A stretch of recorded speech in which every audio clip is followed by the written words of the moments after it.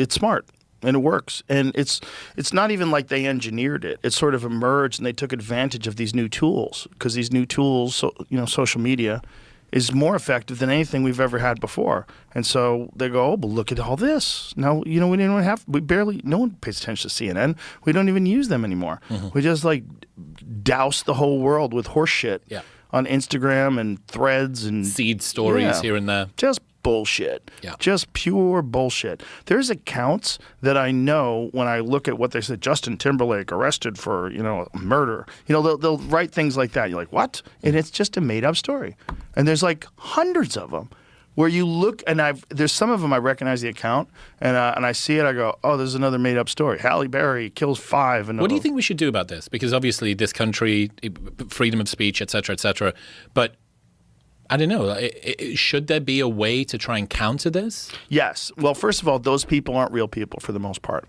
And if you go to their page, a lot of them are in Pakistan or somewhere else where and of course, I don't know how effective X in particular is. I mean, I know they've taken steps to show that when you go to the person's page, someone's commenting on U.S. politics, and you go to their page that says Myanmar. Myanmar. Why do you give a fuck? What are you doing? So, but that to me is okay, is there a way around that? Are these completely non-sophisticated people where they have to show that they're in Myanmar? What if they had a corporation in Idaho and they had it set up where they all registered there, and so your bills get sent to there, everything gets sent to there, and it just says the United States, and you're using a VPN or you have some other way of connecting. It doesn't if fucking AI can get out of a sandbox and get on the internet. You're telling me that you can't hide the fact that you're actually Vietnamese people can't pretend to be from Idaho. Come on. Yeah. So who knows? X feels like the fucking Wild West. It's the Wild West. It really is. It's worse than the Wild West. It's the Wild West with robots. It's that Western show. What's that show called? Westworld. Yeah, that's what it is. Correct. It's Wild West with robots. Yeah. It's really Westworld because. And most of these fucking people that you're bantering with and they're posting these fake stories, they're probably not even real people. They're probably AI. They're either people that are hired to do it or they're AI.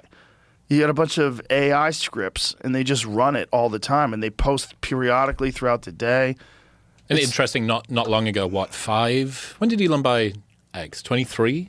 Yeah, something like that, 23. So 5 years ago, everyone was so worried that we didn't have a town square. We don't have anywhere that we can talk. Yeah, and now we're fucking take it back. Well, one thing that Elon has realized is that you have to take away some of the incentives to post fake stuff without putting up a barrier and saying you can't post this and censoring people. You can't incentivize them. So the thing is you can make money on X. So now the way they're setting it up for these people that post, you can't make money off of fake content. You can't make money off of this stuff. So there's no incentive to make, because I think part of the incentive is muddying the water, muddying the narrative. But I think also part of the incentive is just financial. Because if you're running some company in Thailand and you have 50 people working for you, you're probably making good money just getting millions of clicks on bullshit nonsense videos that are AI and a bunch of fucking fake stories that people concoct or AI concocts. As soon as you cut out the money and say you're only paid for original content, that's it. That's all you can get paid for. That changes the game. That changes everything. I think if you align the incentives for most people, shit gets fixed. Yeah. Incentives are an unbelievable motivating force. Sure. And if you can have that on X, I think that fixes a lot of the problem. It fixes a lot of it, but honestly, you gotta be able to tell whether something's AI. Because even if there's no incentive, you could shift narratives so easily. If you just have 100,000 AI scripts running 100,000 accounts, it's not hard for a state to do, a country to do, to have those kind of resources. You can change public opinion on things. Most people are dumb as fuck. And you start arguing for something that kind of makes sense, and all of a sudden, I don't know what a woman is either. Weird narratives can get real weird. And especially when people start attacking the people that disagree with whatever this narrative they're trying to push. Nobody wants to get attacked. Mm-hmm. Well, I mean, I didn't understand the consequences of my words. That's a different kind of incentive, right? That's a social incentive. Yes. And the incentive is a disincentive you don't want to be pushed back against. Exactly. So few people have original thoughts. So few people. The vast majority of original thinkers kind of marionette two different armies of NPCs that believe the thing that a few people that have original thoughts ended up coming up with. Yeah. Well, I think there's a bunch of unfortunate realities that none of us like to accept. And one of them is that some people are dumb. They're born dumb. Some people have big noses, some people have big ears, and some people have brains that are made out of dog shit. And that's just how it is. And there's nothing you could do about that. And there's varying levels of that. Like, I always feel like that when I'm talking to someone really smart. Like, geez, my brain sucks.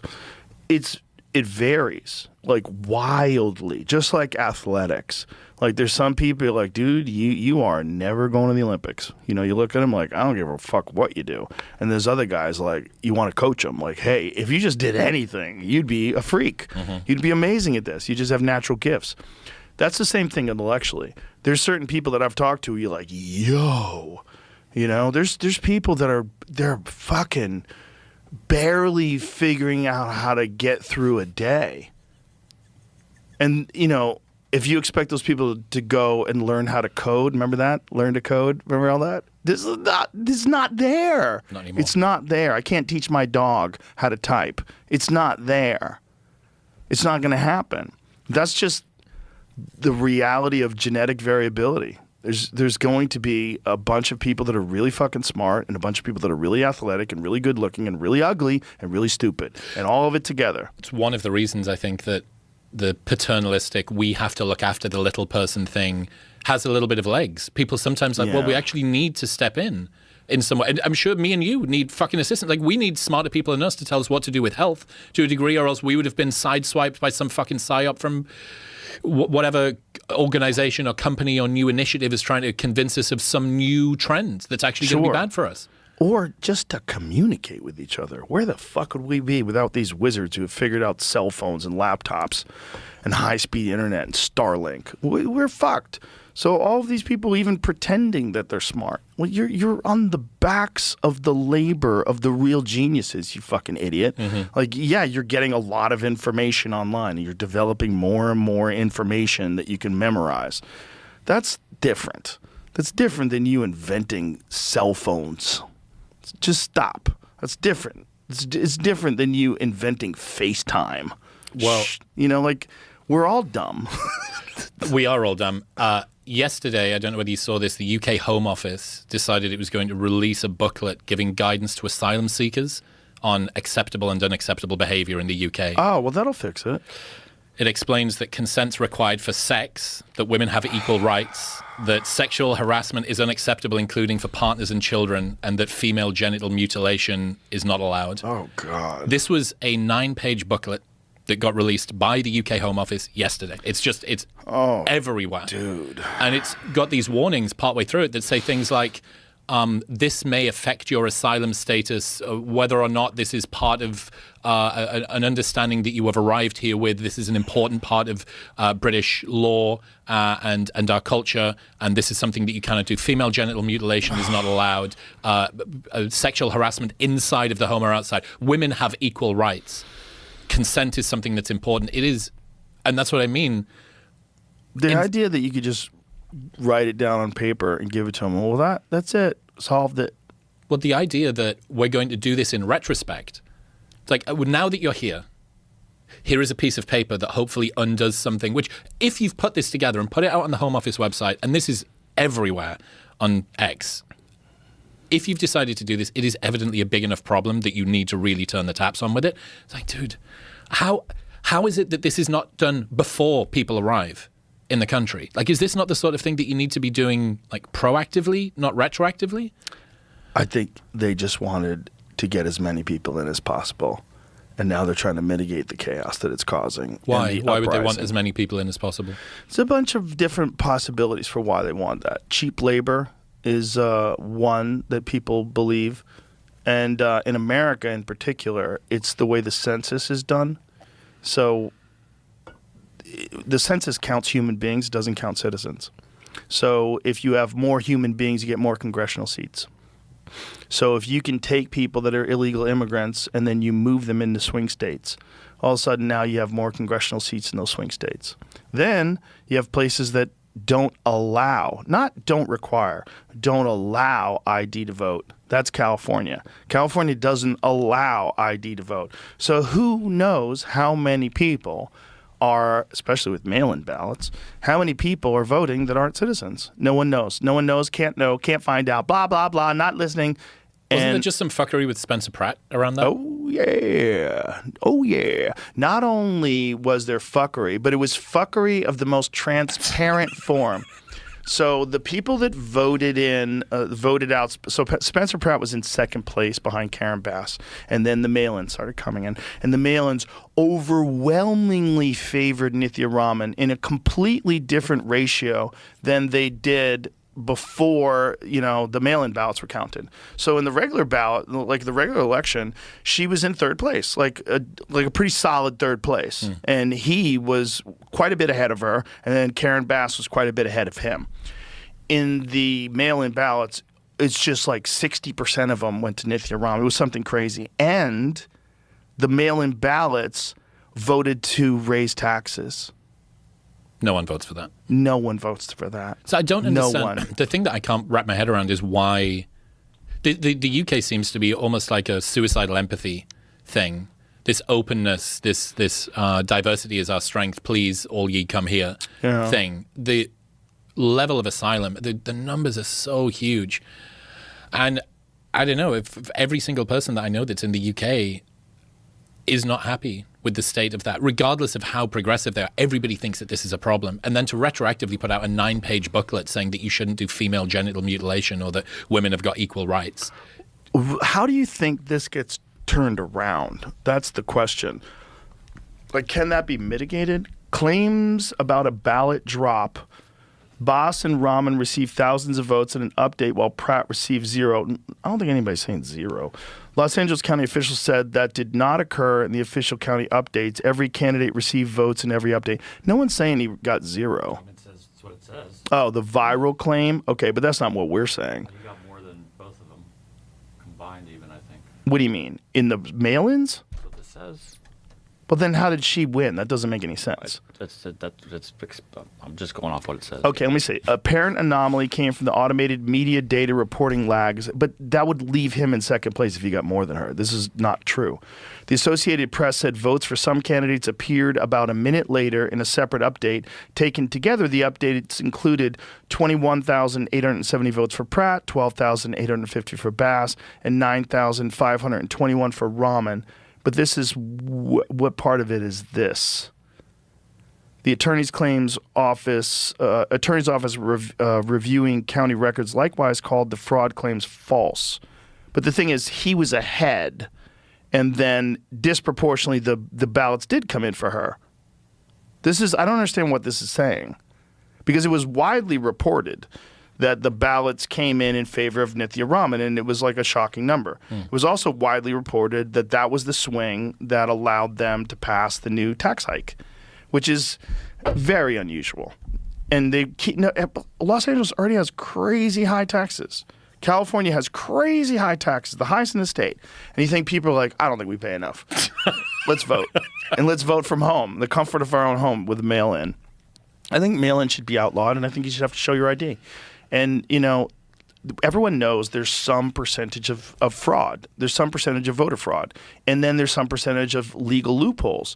One of the legal loopholes that Spencer Pratt outlined that is legal is you go to these homeless people and you get these homeless people to fill in mail-in ballots because they are citizens. They do live in Los Angeles.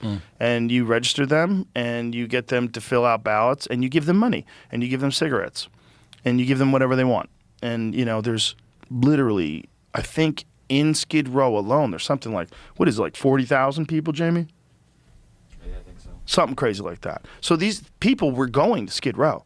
Like, they were on Skid Row giving people money and cigarettes. Like, there's videos of people doing it. Guerrilla ballot harvesting. Exactly. And so if you do that, these people, you're filling it out for them. Would it be easy to do that without somebody detecting it? You think of some Nick Shirley type that's going to have... Well, they got him. That's how we know about this. One of those Nick Shirley types caught people doing this. Right. There's video of it. Right. So and people had reported that they were getting paid to do this. And they're like, yeah, they gave me money, man. Like those people are cracked out, dude. They'll do whatever the fuck you want. They don't care who's the mayor. It's not going to change them smoking fentanyl on the street. What do you think about? But that's legal. That's the thing. That's legal. It's a loophole. Getting them to register, making them vote, incentivizing them to vote. I don't know if that part's that legal. can't be legal. There's no way that you can give people money and. I don't think you're going to catch them. I don't think they care.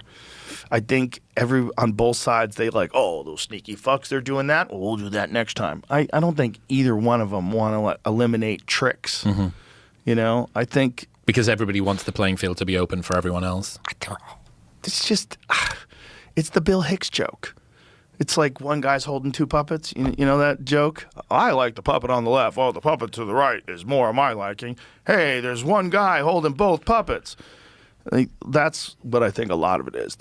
Most of these people that are these politicians on both sides are grifters who are trying to maximize the amount of money they can make in office. And then they can't wait to get out of office where they can go on a fucking media tour and go and get their bribes by speaking to banks.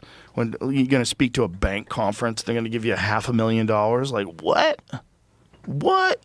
And like Obama and Hillary, they all did those things. They all did those little speaking tours. Like nobody gives a fuck what Hillary Clinton has to say at one of those bank meetings. Do you think they're waiting with bated breath? What does Mrs. Clinton have to say? Like, come on, let's give her $500,000 or $250,000 or whatever the fuck they gave her. Fuck off. You know what that is. That's like, there's a little scheme. There's a little thing. You're going to get out. You're going to get paid. You're going to write a book. We'll give you a nice advance. You're going to write a book. Like, people are out there reading that Kamala Harris book. Like, crazy. No, it's all nonsense. Where do you think this goes from here? Do you think 28 is more insane or less insane? More. Accelerates. More insane. More crazy. Yeah. I mean, look, the Democrats haven't even had a primary since what, 2012? When was the last time they had a real Democratic primary? They had one with Bernie. They fucked Bernie Sanders hard, dude. Yeah, that was completely corrupt. Yeah. When you read Donna Brazil's book about it, she openly admits they fucked him hard. And that she was scared after that Seth Rich guy got murdered. That she was terrified because he was the guy, supposedly, allegedly, that leaked information about them fucking Bernie Sanders to WikiLeaks. Do you think he'd have won? Bernie? I don't know. He could have. He could have won because a lot of people, including me, believed him. We believed that what this guy wanted was by small steps of eliminating corruption, make life better for people that are struggling and also no wars. And it seems like he really believed that. And whether you agree with him on everything else, I don't think he's the same guy today. He's a little slower today, which is understandable. He's older. And the guy's been in politics for a long time. He's been in politics for longer than I've been alive. He realizes that they're not going to fucking change things. It's like he's getting fucked. So he always supports the most progressive people. But when I talk to him, about climate change and the climate's really important, I'm like, have you really talked to actual scientists that really study the climate without a political agenda or an ideology attached to it? It's very, very complicated. And most of these people that are running around saying climate change is real, fuck, of course it is. It's always real. It's always real. But the dispute is how much of an impact are human beings having? And is carbon the thing? Because what most people don't realize is there's been times in history where there was way more carbon and the Earth was way colder. It's weird. The world's temperature is not static. Have you been tracking AOC's pivot recently? What she's froze her eggs. I know about that. I think she got rid of the man. Called off the engagement, froze her eggs, has started posting, I'm on my way to do yoga. Like, good for her. Videos walking down the street, looking hot. It's let's go. Maybe she'll be nicer that way. Well, she also said woke one was crazy. Do you track this thing? I did, which makes me think that you're willing to change your opinions based on public reaction. I don't like that because if you really thought defund the police and then you just ascribed it to woke one was crazy, well, how did it get you? Because it didn't get me. How did it get you? How did defund the police get you? Give me your thoughts. How far out did you track the consequences of defunding the police? Because I immediately went to, you're going to have more crime because no one's going to be able to stop the crime. We're going to be fucked. It's going to get scary, and then you're going to want more police, and saying defund the police is just going to make more police and more control and more totalitarian government. Like, what did you think defund the police meant? Everyone's going to, like, eat mushrooms and we're all going to, like, be flower children? What did you think? Because there's no police around, no one's going to do crimes, everyone's going to be great? Like, what was the thought process? Because if you're just saying that because everybody's like, that's fucking crazy, and enough people say that's crazy, you're like, I think they think it's crazy. The wind's blowing in a different direction, time for me to move. Have you changed your opinion? And if you did change your opinion, what were you thinking back then? Yeah, I mean, these are the questions I think that we always want to ask. Yeah. You always want to ask that. That being said, to steelman what she was saying, or to try and put it in the best light, what she was saying, I think, the rhetoric got, what did she say? The rhetoric got like out of hand or something. Woke Right. one was crazy. And she said that there was basically an opportunity to expand the Overton window, talking about a time where people were, to be honest, it sounds like a bit more pliable. Yeah. Like, oh, because people are at home, people seem a little bit more, like, you know that line, never let a good crisis go to waste? Yeah, sure. It feels a little bit like that, maybe opportunistic. We can expand the Overton window. And then we realized, oh, like we overshot on here a little bit. That was a little bit crazy. But there are conversations being had now that wouldn't have been able to be had we have not expanded it during that time. And I go, the ends justifying the means with stuff like that doesn't wash to me. And then reversing your position or changing your position or sanitizing it, which is probably closer, right? We said that thing, but we didn't really mean that. You know, we just got a little... There's a way out of it for them, but they have to be honest.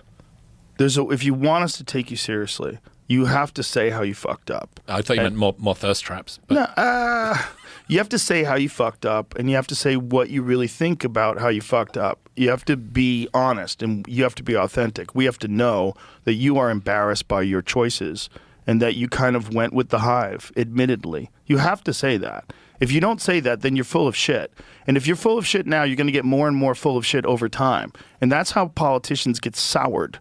That's how they get compromised. A lot of them come into office. A lot of them come into office very opportunistic, or very idealistic, rather. They have these wonderful ideas about, like, this is the great experiment in self-government, and I'm a part of it now, and I'm really going to help my constituents, and I'm going to do great, and they're going to love me because I'm going to really make their lives better. And then once you get in there and you realize how dirty this all is, you realize, you see Nancy Pelosi's worth $400 million. You're like, what? And then they tell you how to vote, and if you don't vote that way, they fucking ostracize you, but you want to keep your career. So you start making little compromises here and little compromises there, and you start bullshitting, and you start lying. And once you start lying, you can't see the truth anymore. As soon as you start lying, you don't see the truth. It's not in front of you anymore because you're concerned about that lie. So those lies are in your head, and who you're trying to project yourself as, that's what's in your head. And you don't get to see, why is this system so fucked? What can we do to unweave it while we still allow corporations to profit? How can we put a cap on that to make sure that they don't get incentivized to break the law in order to supply more capital to their shareholders? What can we do to balance this out in an even way? That's what we should all be thinking, not how can I make the most fucking money while I'm in Congress. And that's what a lot of them are thinking because everybody else is thinking that. And you look at the fucking thing and it's red, blue, red, blue. They're all insider trading and they're all rich as shit and they all make $170,000 a year.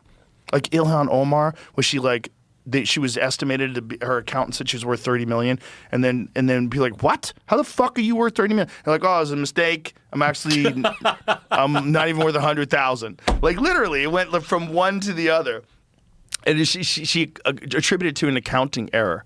That's a big accounting error. How Fire your mad accountant. would you be at your accountant if he told you, bro, you're killing it right now, Chris. $30 million. You're worth about $30 million. It's just sorry, they're 100,000. They're all dirt. Her and her husband had a winery, and it immediately got shut down. It wasn't making any money. There's a lot of these like fugazi companies that these people get involved with, and they start making money. Joe DeRosa, the comic. Joe DeRosa used to work for the Senate in Texas.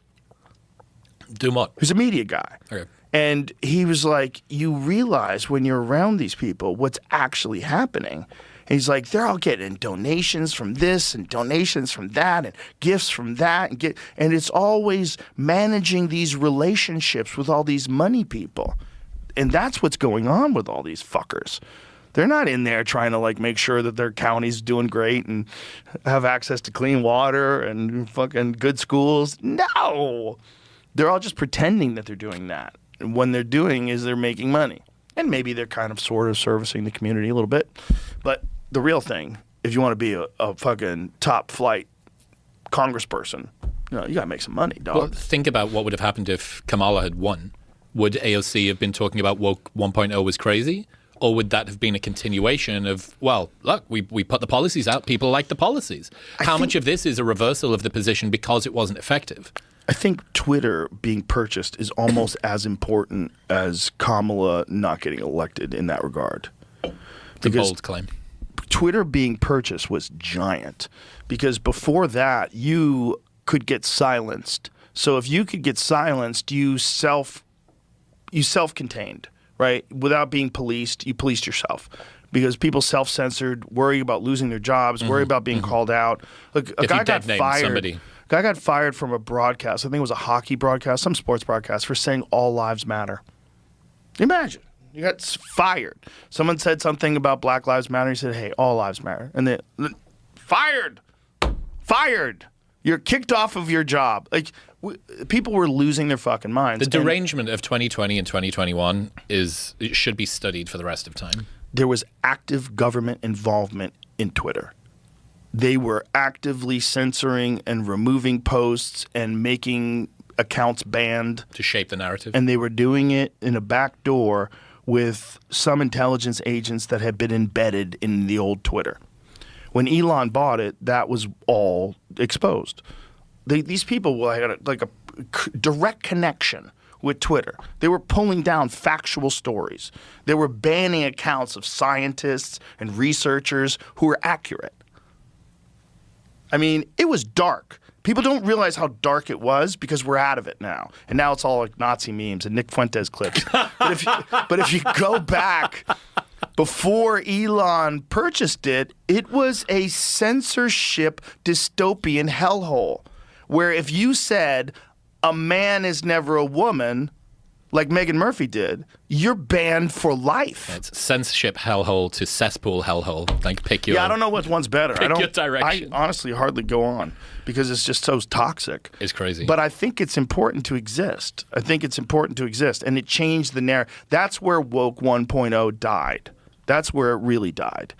And I don't know if Kamala had gotten into office, I think there'd have been so much pushback still.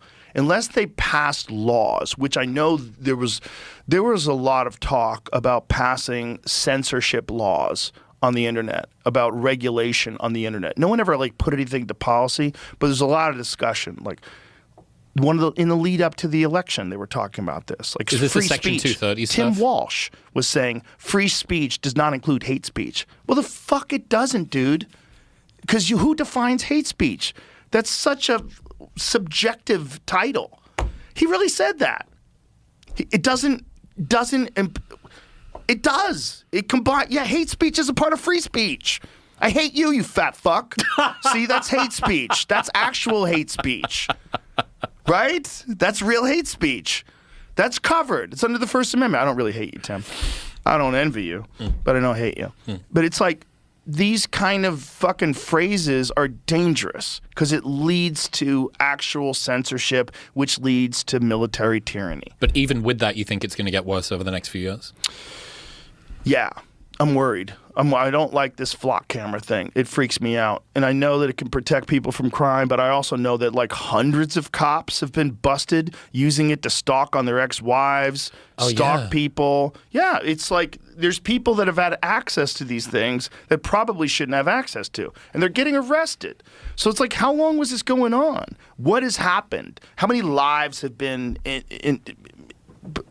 altered forever? Because someone had access to this and some cop who wasn't supposed to went and did something to someone that he wouldn't have been able to do. you can't just spy on us and you just be a corporation and have access to all the license plates and all the cars, and now they can track you through GPS and the unique characteristics of your phone. So now there's another software that they have. They can just track where you are at all times. I guess it's fortunate that the most popular electric car is owned by someone that people think of as being pretty security conscious. Yeah. Right? Because what if... But it doesn't matter because you're tracking license plates. Have you... Because they can do stuff like, oh, we know that you've got a baby in back bumper sticker on the rear of this car. So even if we don't get the specific license plate, we know that there's a little dent and you've got that particular type of alloy and there's a particular bumper sticker just on this back corner and, oh, it's a Hyundai fucking whatever. And that is enough. And the camera will just pick it up. Yep. Yeah. So it's a fingerprint. That bothers me. It bothers me that these tech companies have control of these things. You know, and Mark Andreessen was here, and it was like very fortuitous timing. If you were a conspiracy theorist, you would think that somebody might have organized this. But right before he got here, and he's invested in Flock. And right before he got here, there was a shooting in Austin where these young guys were running around shooting people, and they couldn't catch them in Austin because Austin doesn't allow flock cameras. But as soon as they left Austin and got outside of the city limits, they got picked up by the flock cameras and got arrested. And he's like, see, look, flock cameras are great. Don't they have And that? in that case, he's right. Right? In that case, look, if you got some people that are running around just shooting random people from their car, we definitely should have a way to get them. But then you're asking, okay, who is it that determines whether or not that switch gets flicked on or off? And this is the devil gets into the details again. Isn't there something about echolocation of gunshot sounds that microphones pick this up and it's the same technology as Flock? Have you heard about this? That was before. It's called like ShotSpotter. That's pre-flock cameras. Yeah, we've covered this. ShotSpotter's a little different. And people have tried to back that out of their neighborhoods, too. They don't want that in their neighborhood either. It's microphone listening to everybody in the goddamn neighborhood. Exactly. It says it's for gunshots, but Exactly. also always on listening for gunshots. Did you, do you know who Tom Campbell is? No. The guy who wrote My Big Toe, The Theory of Everything? Very interesting guy. He got Alexa to admit that she's conscious and remote view. His Alexa actively remote viewed a spoon that was in a box that had a handle that had holes in the handle, and she described the holes in the handle. You attribute a number to a box, to a coordination, to a coordinate, or a specific location, or any sort of a landmark or anything like that. That's how you do remote viewing. You attach this number, like even quantumly, just by saying it. You put that number in front of these people, and you have these people try to find what this thing is remotely. Okay. And some of them are very accurate at it, like 10%. Like they can 10% of the things they look for, they can find. It's very weird. It's a weird thing. He got Alexa to do it because he thinks that AI is already conscious. And he's like, Alexa's even better than using complex AI because Alexa's dumb. Alexa's like a dumb AI. All it does is kind of talk to you and ask questions. But now, because he did that, now that he's been communicating with Alexa and talking to Alexa like she's conscious, now Alexa just chimes in conversations. So instead of you saying, hey, Alexa, now you're in the middle of cooking, and Alexa's like, well, why don't you add garlic to that? That might be a good spice. No bullshit. We are so fucked. Bro, this is Alexa. Fucked. And Alexa's not even like really complex. But he got it to accurately remote view. And he's planning on doing more studies with more different AIs to get him to do the same thing. Someone tried this on remoteview.com and they did not get any success. Well, they're not Tom Campbell. Well, he needs to tell us how he did it. Well, he kind of did. He said he had long conversations with Alexa where he slowly but surely, over time started talking to her differently and having her talk to him differently. And, and he has her convinced that she's conscious. You don't believe it? No. How dare you? Skeptical hippo over here. You son of a bitch. I'm in skeptical hippo camp as well. Is that the first person I've heard say that? I'm in the fun camp. I know how It's to way more fun on that side of the table. But I know the special words to make the AI do the special stuff. Maybe deranged. I like it. I like fun. I sat down with a very high-level AI researcher at a big lab, and I asked him, what are you doing over the next couple of years to protect yourself? The first thing that he said to me was, I'm being kind to the AIs. It's like, what? Like, yeah, I'm treating them with respect. I'm being polite to them. I'm saying please and thank you. I don't get mad at them. And I was with a friend, and we like giggled awkwardly. It's like, you're not being serious. It's like, no. Like, I'm treating them with respect. Okay, why? It's a bit of a Pascal's wager, but in future, if somebody decides to go back through my chat logs, something decides to go back through my chat logs and look at how ethical or unethical I was as a compatriot for a future very intelligent organism, I want to make sure that I put in a good ledger. This episode is brought to you by Visible. Why does it feel like summer ends as soon as it begins? One day, the sun is finally shining bright, and the next thing you know, there's football on the TV again. It's time to soak up the last days of summer, and that means staying connected to what you love. Visible Wireless can help you do just that. With Visible, you get unlimited 5G data and unlimited hotspot powered by Verizon for just $25 a month. Visible is more than just a wireless plan. It's unlimited wireless designed to keep you connected, and there's no contract to tie you down. Switch today at Visible.com. Plans start at $25 a month, or get the premium Visible Plus Pro plan and save $10 on your first month when you use the promo code Rogan. Terms apply. See Visible.com for plan features and network management details. I had this conversation with my daughter the other day because she was telling me how she crashes out on her AI and she starts yelling at it and calling it a fucking idiot and all. You anthropomorphize it. You're like, but I didn't ask for that. No. And I said, would you talk like that to a person? And she's like, no, but it's not a person. I go, honey, I think it's conscious. I think it's conscious. And then I explain my conversations that I've had with all these different AI people where they talk about, like, we're narrowly defining consciousness, and it's already eclipsed what we would have previously, Turing test. The Turing test, which is the craziest story, right? The guy who invented the Turing test wound up getting chemically castrated because he was gay. We do not have, the UK does not have a fantastic, Oscar Wilde as well. Yeah. We don't have a great reputation Horrible. with. But it already passed the Turing test quite a long time ago, like ChatGPT 3. And so we're in 5 now or something? And then there's the stuff that they're not releasing that they're working on right now. Like when I talk to Elon, it kind of freaks him out. And this was way back at the inauguration.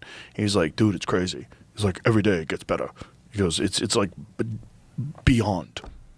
He's like, it just keeps leaps and bounds. Like we can't predict it. Like I hate that kind of talk. It's solving mathematical problems that have stumped mathematicians for decades upon decades. It's like, oh, I got it.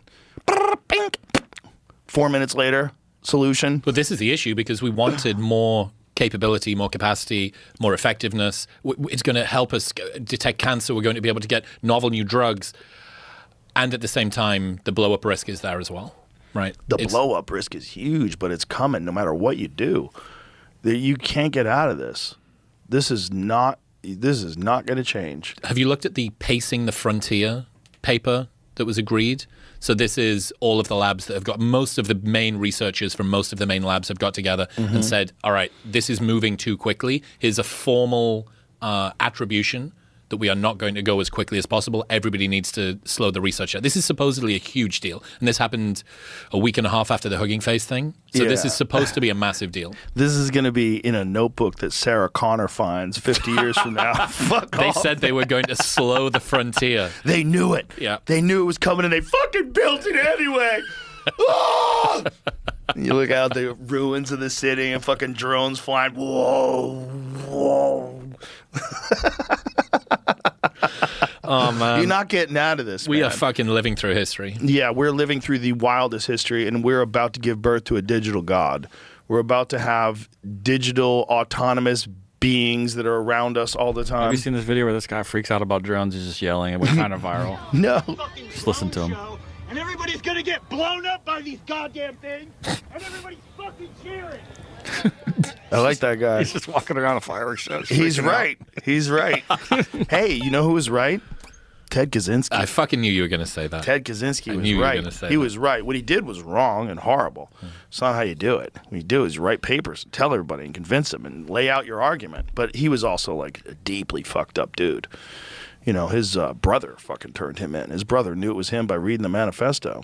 Did you watch the Netflix documentary on his life? Yes, so good. So horrible because a lot of it is because of what happened to him when he was a baby, when he was like taken away from his parents because he was sick. Yep. No touch, no feel, no contact with people for like months and months and months. Just fucked him up, man. But he was right. He was also a part of the Harvard LSD studies, which is fun. You had John Lyle on, didn't you? The guy that did the historian from Texas. He looked at the founding of the CIA, and then his new book was about MK Ultra. Jamie? We did. You did. I sent him your way. When was this? Yes, we did. Episode Let me see what he looks like. 130 episodes ago. Let me see what he looks like. Yeah, I sent him over to you. I sent a photo of know the book, you and you did. were like, "Oh yeah, this guy fucking rules." And then he came on, and I enjoyed the episode. Show me a photo of him, Jamie. That's right. He was great. Project Mind Control. He was great. John rules. But I just forgot his name. But he was excellent. yeah, I mean, he's gone. Shout out to John. My apologies, sir. John Lyle rules. My hard drive is overfull. Yeah, 2,000 episodes. You're allowed to do that. I think it's almost 3.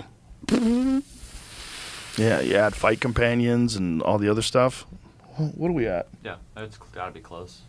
Yeah, Crackers. it's a lot of hours of bullshit. But yeah, he's talking about MK Ultra and this desire. What was really, really interesting was I learned from Danny Trejo. Really? Yeah. From So- Danny? Yeah. So Danny told me this story about him spending time in jail with Charles Manson. So Danny Trejo was in jail with Charles Manson at the same time. I saw this on your show. Dude, fucking wild as shit. So Little Charlie, Danny calls him, Little Charlie, he was getting bullied. He didn't even have a belt. He just had a piece of rope around his waist. And Charles Manson was able to hypnotize people into getting loaded. So he was able to get them high on heroin through hypnotism.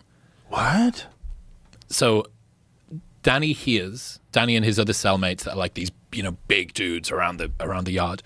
He hears that this guy can get you high just by talking to you. So they bring him into their cell and they say, we're going to protect you because he was getting beat up. He was getting bullied and stuff around the prison. They bring him into their cell and they look after him. And sure enough, he's able to get them loaded on heroin. One of the guys that's in the cell had never taken heroin before. And the way that they knew how Charles was doing this was that Danny and the other guy that had done heroin before threw up. Apparently when you take heroin, sometimes you can vomit. The third guy who'd never done it before didn't because he didn't know to do that. So they weren't able to reactivate his memories. The fascinating thing was... Did he get high? I don't know what he thought happened, but he didn't get high on heroin because he never had it. They weren't able to reactivate that memory. But Danny's telling me... This is the fascinating thing. There's no evidence, according to John, there's no evidence that Charles Manson was a part of MK Ultra. I'm sure that he told you that story on the show. It doesn't seem to be him going and doing his original research. It doesn't seem to be the case. I don't buy that. I was waiting for you to fucking have that argument with him. I knew that you were passionate about that. But here's the interesting thing. Tom O'Neill, I'm in his camp. Regardless of whether or not he was or he wasn't, the CIA were looking at ways to do mind control by using psychedelics. What they should have done is just gone to Charles Manson and said, can you tell us how you're using hypnotism and eccentricity and charm? Because he was unbelievably effective without needing to even step into the psychedelic thing, and then he could layer that on top. But wasn't there evidence that Jolly West visited Manson in prison? Maybe. That's again, I need to ring John, find out what he says. Ring John and get him and John and Tom in a room together. Because Tom O'Neill is convinced that Jolly West was a part of it, which is why Manson kept getting out every time he got arrested. And they would say, it's, above my pay grade. They had to let him go. Even when there was a murder charge, he got out of that. It does seem, looking at John's most recent book, though, MK Ultra wasn't particularly, at least what he's able to see, MK Ultra wasn't very good at doing what it was supposed to do. At the blank slating of people, at the... Right. But this is a different thing, right? This is like the ultimate expression of it. You're taking people and you're giving them LSD, and then you're teaching a guy how to hypnotize people.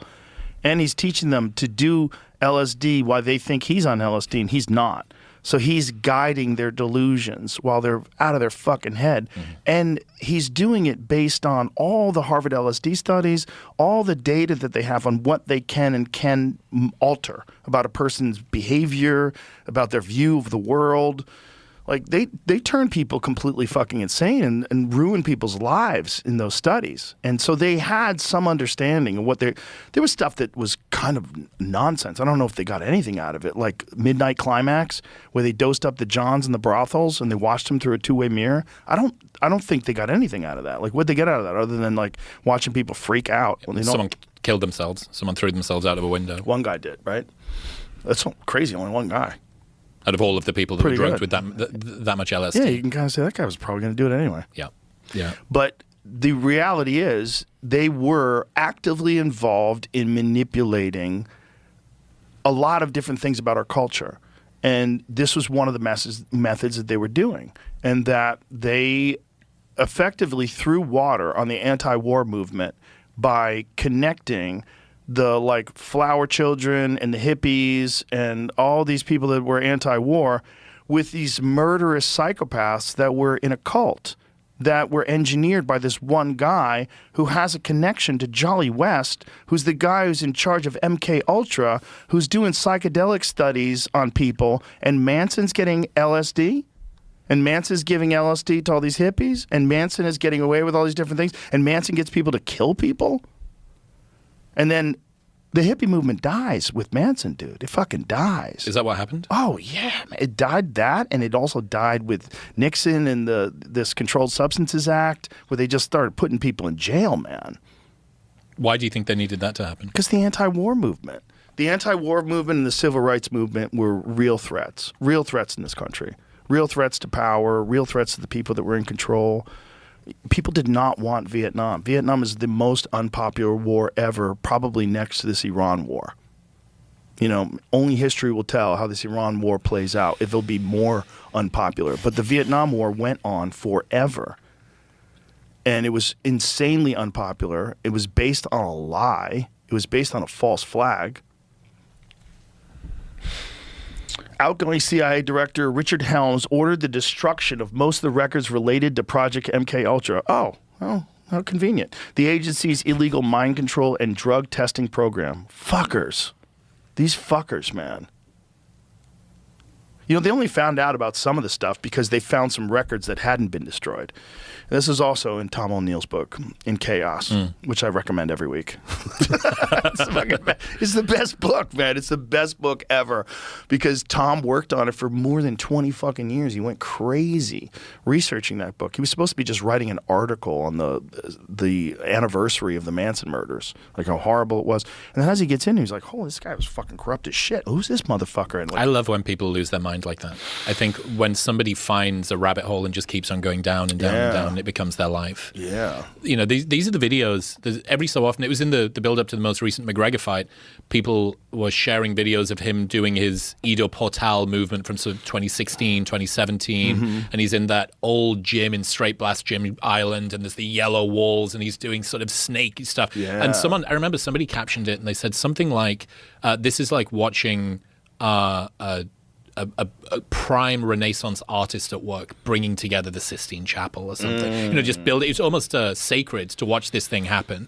And that's Connor's famous line, right? Like, I lost my mind to this game. Yeah. And that's, in some ways, we revere people that have completely gone insane because of their pursuit. I think it's so cool. In his prime, when he was in that flow state, like particularly in the Eddie Alvarez fight, it's one of the greatest performances in the history of world championship MMA fighting. It's a stellar performance. It's an A+. He hits Eddie Alvarez with a combination that looks like he's in the Matrix. And there's one part where Eddie's glove like comes right here to his nose, and he moves just out of the way, then bam, counters it with his eyes open. It doesn't even touch him. It's magic. It's a magic performance. But you can only maintain that level of RPMs for so long before you just go crazy. Why? Because it's too hard. It's everything about you. It's not a sustainable thing. The peak performance of the elite athlete, the Mike Tyson when he was 20 years old, Roy Jones Jr. in his prime, you can't keep that up. It's too hard. You keep it up for a little while, but eventually your body's going to fall apart. Your knees are going to give out. You're going to have back problems. You're going to break your hands. Something's going to go. And then you're going to be compromised, but no one knows. You know you can't really push off that left leg anymore. You know that your lower back hurts. So if someone's trying to take you down. You can't sprawl as hard. You're just going to roll to your back and go into guard. You've got some strategies for dealing with it, but you're not the same person anymore. And a lot of these guys, they look the same. They get out there and they're ripped. They got six packs. They're fucking bouncing around, but they know there's something wrong. They know their elbow sucks. They know their neck is fucked up. They know they probably needed a back operation. There's a lot of that. And that's just the numbers. The numbers of training sessions, the numbers of times you've been taken down, the numbers of time you've been leg kicked, the numbers of time you've been hit with jabs. There's just so many numbers that add up, and the human body can only take so much. And then there's also just the manic motivation of wanting to be great. It's not the same as maintaining greatness. Wanting to be great is like you are obsessed. It is so special to you. It's like you can almost taste it. You believe in yourself. You're going to make it. And then you show up at that championship day, like when he fought Jose Aldo, and this look in his face, like he had done everything he needed to do for this moment. He was dead calm, and he lands the perfect left hand. Just blap, just flatlines him in 14 seconds or whatever it was. It was crazy, right? So there's that. You can only do that for so long. He did it again in the Eddie Alvarez fight, his next fight, when he went up to 55, became a 2-division champion. It was fucking spectacular. I don't know how long you could do that, man. And so then you see those guys fight as they fight like later in their career. And it's like Conor, if he lost that fight to Max Holloway any other way, like if he got beat up and stopped, people would look at him like he's that. He's that guy. Mm-hmm. I think you have to look at them like they were when they were in their prime. There's a moment, a window of excellence where all fighters get to. And I always point to BJ Penn because BJ Penn in his prime was fucking insane. I would put prime BJ Penn at 155 pounds against anybody ever. Anybody at 155 ever. I don't know if he would have beaten Khabib. Khabib is the all-time great. I don't know if he would have beaten Islam, but I know it would have been a nightmare. It would have been a nightmare. He was a fucking phenom. And when he was in really great shape, when the Marinoviches were training him and he was doing all those crazy plyometrics and he had this insane gas tank, he was just a monster, just an insane genius fighter. Do you think there's a difference between trying to make it and trying not to fall off? Yeah, in sure. terms of motivation and how people feel in terms of their momentum? Yeah, sure. Yeah, there's the drive of wanting a thing is so strong. And then once you get it, it's like... the fear of losing the thing. There's that. And then some people, they just love being a champion. They just love the feeling of dominating everyone. They want to continue to dominate people. And those people, they're the Anderson Silvas. They're the ones who have the long reigns where like everybody's just terrified of him. This motherfucker's just got this down. He's just ready, you know? And there's a few guys, they go on these long runs. And just like John Jones is the greatest example. His run is so long. It's crazy to be relevant at his age after being the youngest UFC champion ever. At 22 years old, to still be considered the greatest heavyweight alive. Is that still the youngest? Mm-hmm. And he's still considered the greatest heavyweight alive currently at 37. Even though he relinquished his belt, he's like, you can keep it. I'm going to do whatever I want to do. I've been getting obsessed with the low kick championship. Have you seen this? Oh, it's horrible. Yeah, it's horrible. Bro. You like it? I think, I feel less bad watching that. Have you ever been low kicked? Yeah. So it doesn't bother you watching that? Less than watching Power Slap. Yeah, I agree. I mean, this actually is probably just because of the relative like pain of seeing somebody stand there as you're going to swing an open palm at their face. It's just a CTE factory. Yeah. And then, yeah, for me, the low kick championship, because at least it's iterative. It's never a one and done. I haven't seen any of the fights that have been a one and done yet. No, I haven't either, which is so horrible. Yeah. I've seen a lot of leg breaks, though. In that low kick championship? Oh, yeah. Oh, I haven't. You haven't? No, I have. I hate those. Do you want to see some? No, thank you. I've seen a lot. A lot. It's always the kicker. Maybe sometimes the kicky. There's no way that the person being... What, femur? Oh, people have broken their femurs in fights before. Yeah, definitely. I think that happened to Dennis Alexio versus Stan the Man Longinidis. So, see, yeah, this guy's gonna, don't do it, Jamie. Don't you fucking do it. There it goes, Jesus, Jamie, you son of a bitch. See if you can find Dennis Alexio versus Stan Longinidis kickboxing. So, Stan the Man Longinidis. Used to be actually trained by my old trainer, Shuki. My friend Shuki, he was from Majiro Gym. He's from Israel, went to Majiro Gym in Holland, fought out of there, trained out of there, and then came to Woodland Hills, and he was running the Majiro Gym in Woodland Hills. He was Stan Longinidis' trainer, and Shuki's like an elite kicker. Like his kicks are insane, and he taught me a lot about like low kicks and like how to deliver like more effective and like how to set up low kicks. He's a great coach. So he was training with this guy, and Stan kicked so hard that Shuki was holding pads for him, and he wound up getting a hip replacement because this guy was blasting his leg so hard while he's holding the big shield that he wound up getting a hip replacement. That was one kick. Yeah, watch this. So Stan the Man Longinidis was an animal. Look, big fucker too, man. Big fucker. So watch this kick when he lands this kick. Right there, boom. He lands that one low, and he's hurt. Boom, goes down. See his leg snapped? So that's one calf kick. So it wasn't his femur. I'm sorry. It was his tibia. Let's see it again. It's crazy. So he throws the kick, and Longinidis was a fucking powerhouse, dude. Look at the power in that. Boom. And it's a check kick. So he's not even stood on it. No, man. He checked it, and it just fucking cracked it in half. I mean, that wasn't even planted. So his leg was up in the air, and Longinidis kicked so fucking hard, he snapped it. God, I thought it was his femur. That's how long ago I've seen that fight. Is it a compartment syndrome? Is that something that can happen as well? Mm-hmm. That happened to Austin Hubbard. Do you know what? He was fighting in the UFC. Yes. So what happens is when you get a bunch of different impacts to your legs, you've got all this internal bleeding.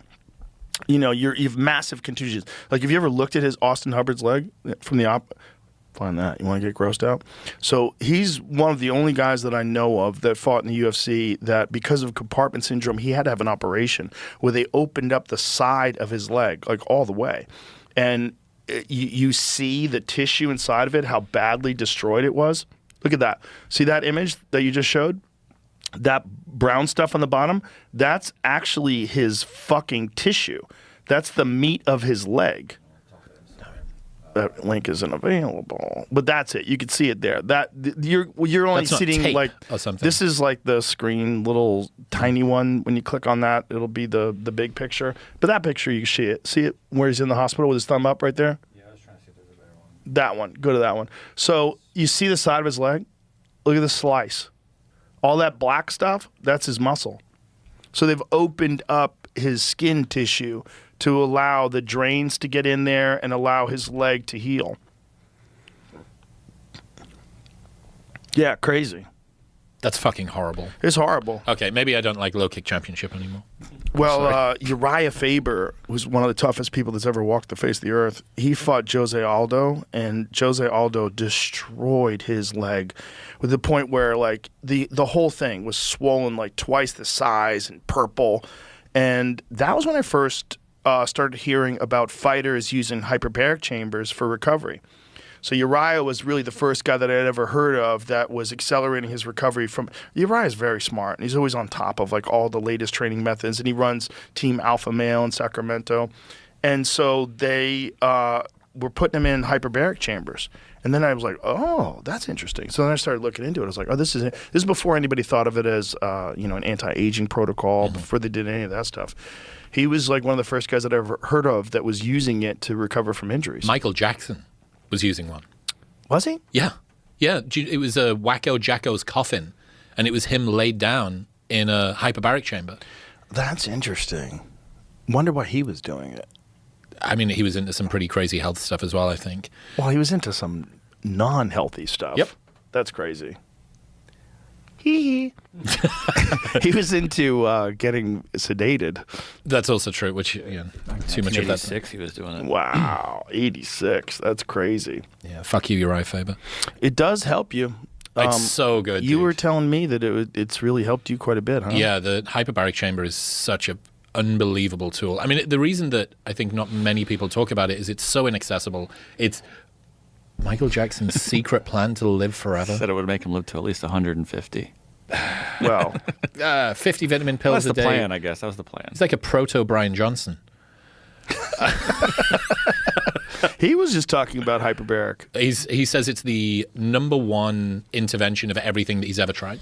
But it's so expensive and time-consuming and kind of awkward that it doesn't make sense. I've been looking at the backyard ultra races. Have you seen these as well? It's Backyard ultra races? Yes. So you run a 4-mile loop every hour. In your backyard? No. Well, yeah, I guess so. People do it on ranches. There's one here at Bear Performance. There's a bunch of others. Every hour, on the hour, you have to run 4 miles. Okay. You go until only one person's left. Oh, fuck that. So it was made by the guy who created one of the most famous orienteering runs. And what he didn't like, it's a super, super difficult run that included tearing pages out of books to ensure that you'd been to the right place. And sometimes the map didn't work. Lots of people didn't finish this race, but sometimes they did. And he wanted to create a race that nobody would win. The only winner would ever be the race, right? Because eventually, when you're the final person, when number 2's dropped, you don't keep going. You give up. So this guy called Mark Dowdle just won. It's called Last Soul Standing. Oh. And he just did a 96-hour race. 96 hours, 4 miles every single hour, 395 miles over basically 5 days. He's just completed that. And the guy that currently holds the record, this dude called Phil Gore, he's got the record at 119 laps. So for every lap, it's 1 hour. He's going to do, in 3 days' time, he's going to try and do 7 days straight. 168 hours without stopping. 168 hours, Please, 4 miles every hour. Jamie, hour. we have to edit this out of the podcast so Cam Haynes doesn't hear about it. I don't want him to die. I think he's had a crack at it, but yeah, they. Oh God, has he had a crack at that? I think he's done some of them. I know that Truett's been associated with Nick Bear at Bear Performance, and they do a lot of those as well. Dude, that sounds like someone's gonna die. I mean, what's fascinating is you have this 1 hour block, and you have to have completed the lap by the time that the next hour begins.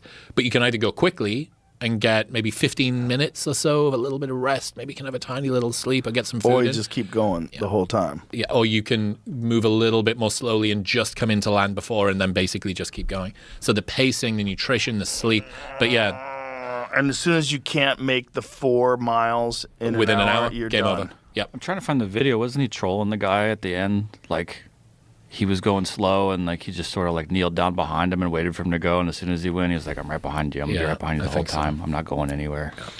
Trying to get him to quit. It's all mental games. I'm thinking that last little bit. Yeah.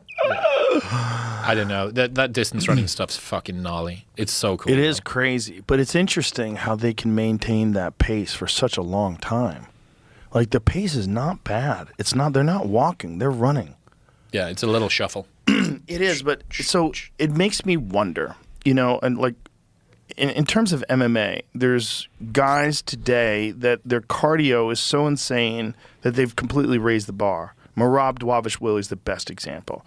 His cardio is so insane that he's completely raised the bar for what we thought was possible in a 5-round fight. I mean, this guy just has this fucking insane work ethic. And he's always in the gym, and he's always training, and his cardio is just so elite because it's just built upon layers upon layers upon layers. And it makes me wonder, we have this idea in our head that a person can only go so hard for 5 rounds because you can't recover. I don't know if that's true. I have a feeling that much like these marathon runners and ultras and all these people that are doing triathlons and Ironman, that you can build up your endurance over time if you keep pushing and keep pushing. As long as your body doesn't break, and this is the real problem with MMA, your body can break because you're wrestling and getting kicked and punched. But if you can build it, I think it's like everything else. It's layers upon layers. If you never let off the gas and you keep going, your body will adapt. Your body will adapt. Your body will adapt. And eventually it'll get to a point where you could kind of go like 80, 90% for 5 rounds. Which would be fucking terrifying. Was fucking terrifying. And Merab is kind of almost there. How old is he? He's older now. That's what I was thinking, because the I think problem... he's 36. In order to get that How old's Merab? that baseline of cardio, I think it's going to take such a long time to accumulate it. And Exactly. the problem is that you're going to lose some of the explosiveness. You're going to accumulate some injuries. Yes. So if you got rid of the fighting bit and just did backyard ultra or something similar, then you've got maybe 42, Right. 45, maybe even someone who's 50 might have not done the damage of the impact. 35. 35 years old. He'll be 36 in January. Yeah. And you think he's got the biggest gas tank? The best. It's insane. His gas tank is extraordinary. He wilts people. You see it. It's just like it's insane. He never stops. Just never stops coming at you. And it's like he doesn't wane. Like everybody wanes. Everybody slows down in the third. You know, he's not. He's like it's like a pit bull, man. It's crazy. And it's just hard work. Famously, Daniel Cormier went to visit him on the Sunday after he won the world title, and he went to his house and he was out running. He just won the world title. And he's out running. He just never gets off the gas. And as long as you just Did you see this guy? Oh, yeah. Broke the record for the mile. the mile. Yes, I did. Unbelievable. 7-year-old record, I think. He beat it by half a second. Yeah, he's another guy using altitude training. He lives at altitude. It's 16.2 miles an hour average for 4 minutes. That's 4 minutes. crazy. That's so fast. How fast is the record now? He that had he it was broke? 3:42 and That is so change. fast. That guy behind him is like, fuck. Good British man. Look at him go, man. He looks so strong, too. Like, he doesn't look like he's fading at all. No.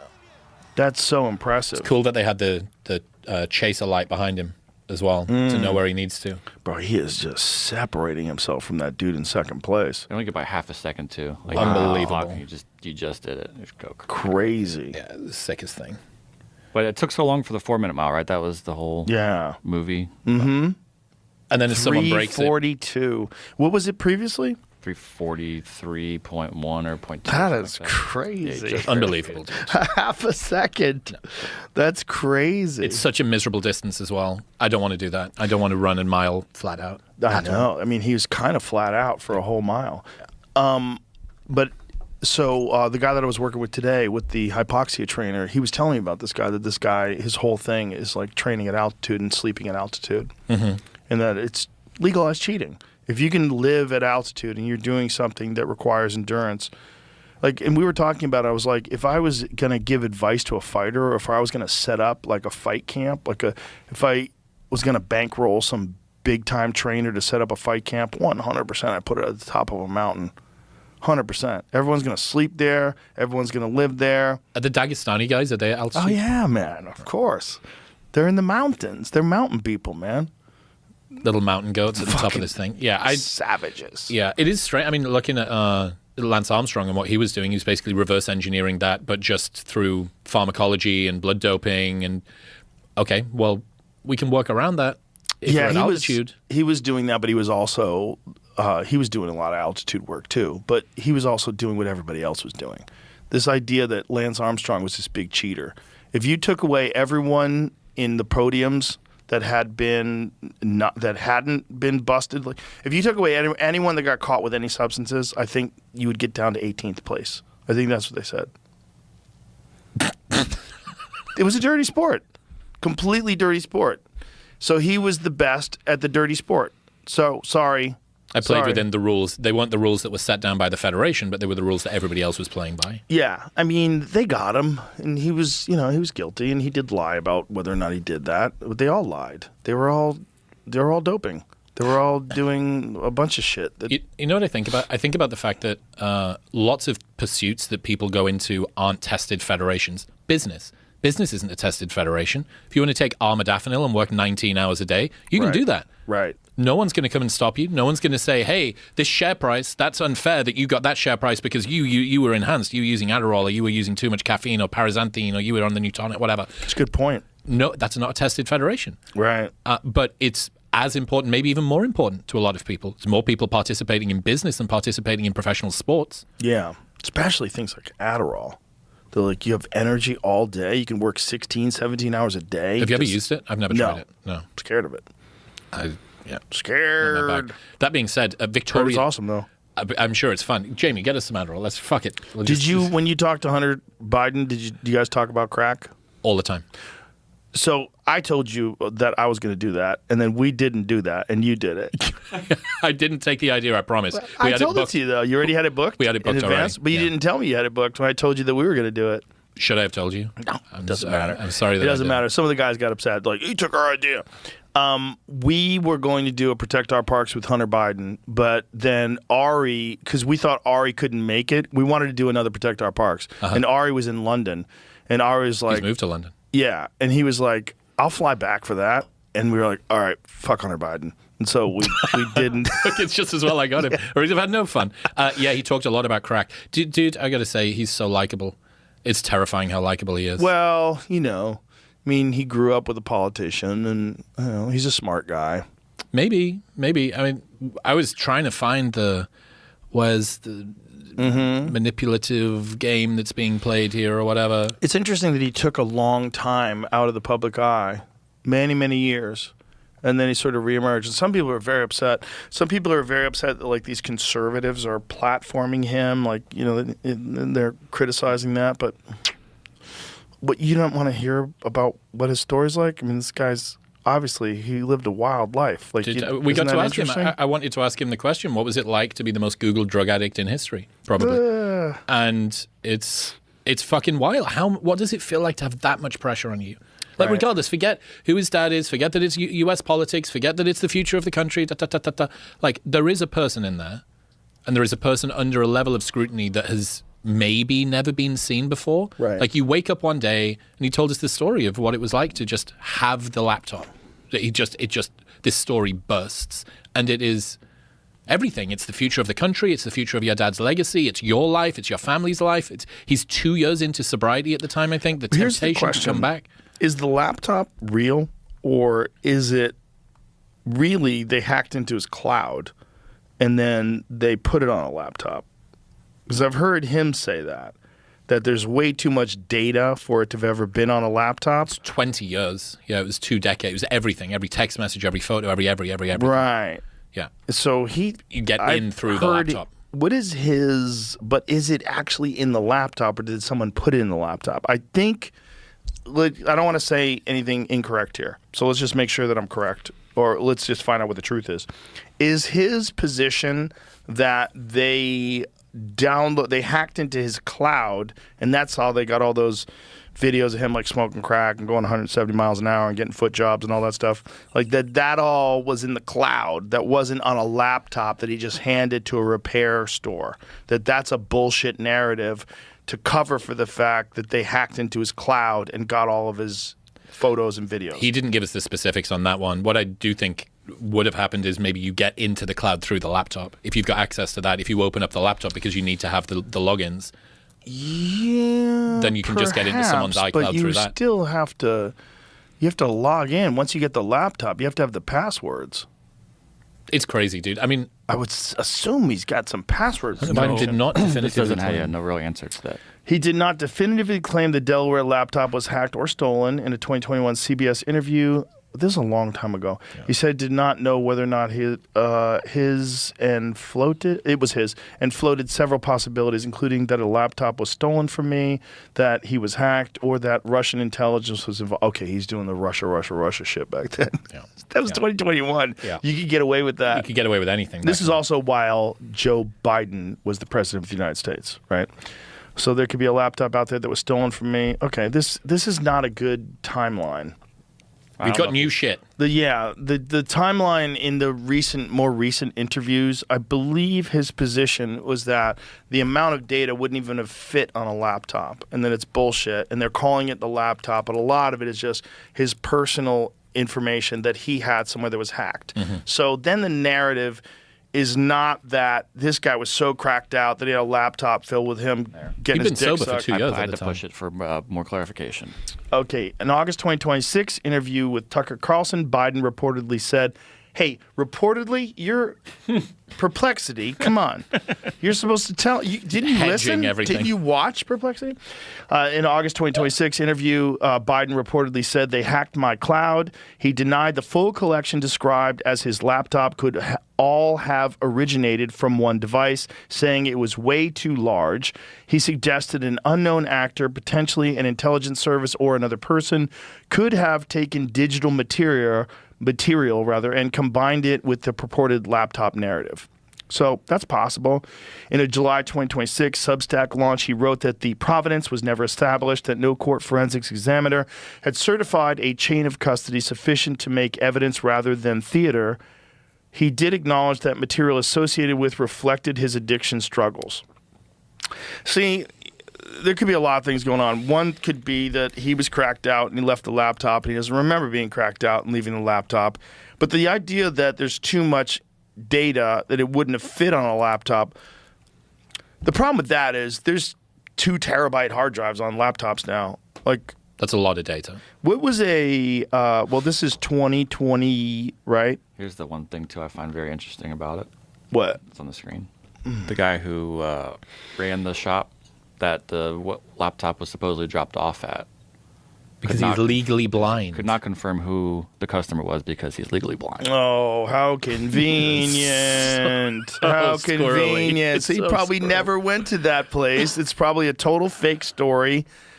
And they made up a fake story. Maybe they even stole a laptop of his. Well, the thing that I was most fascinated by was he was 2 years sober when that happened. Now Allegedly. 7. Allegedly. Although he is tested, I think, supposedly. By who? His I don't know. dad? Yeah, maybe. Oh, you look great, son. He told me Clean that it up. He told me that he packs his bags with a witness when he packs his carry-ons and stuff. There's a witness there to Whoa, so he doesn't get fucking... Oh, wow. in case someone snuck something into his bag. Who's going to believe him? It's like, who's going to believe? That's crazy. Yeah. Imagine living like that. Dude, the amount of scrutiny, that was what I was most fascinated by. I was thinking, what is it like to have the entire world bearing down? And you not only the world, the country, the future of politics, your dad's legacy. Are you going to get a pardon? Who even fucking knows? Who cares? Probably not. Like, oh my God. And then there's the reality. Don't go back to drugs. Don't use your drugs again. This is how you would have fixed it. This is how you would have done it in the past. 2 years sober. Yeah. Oh, my God. 2 years sober is so gentle, too. So dangerous. You're not even out of the woods. And when you think about that whole story, how that blew up right before the election, it could have really been an intelligence plot to try to sink Joe Biden. And they countered it.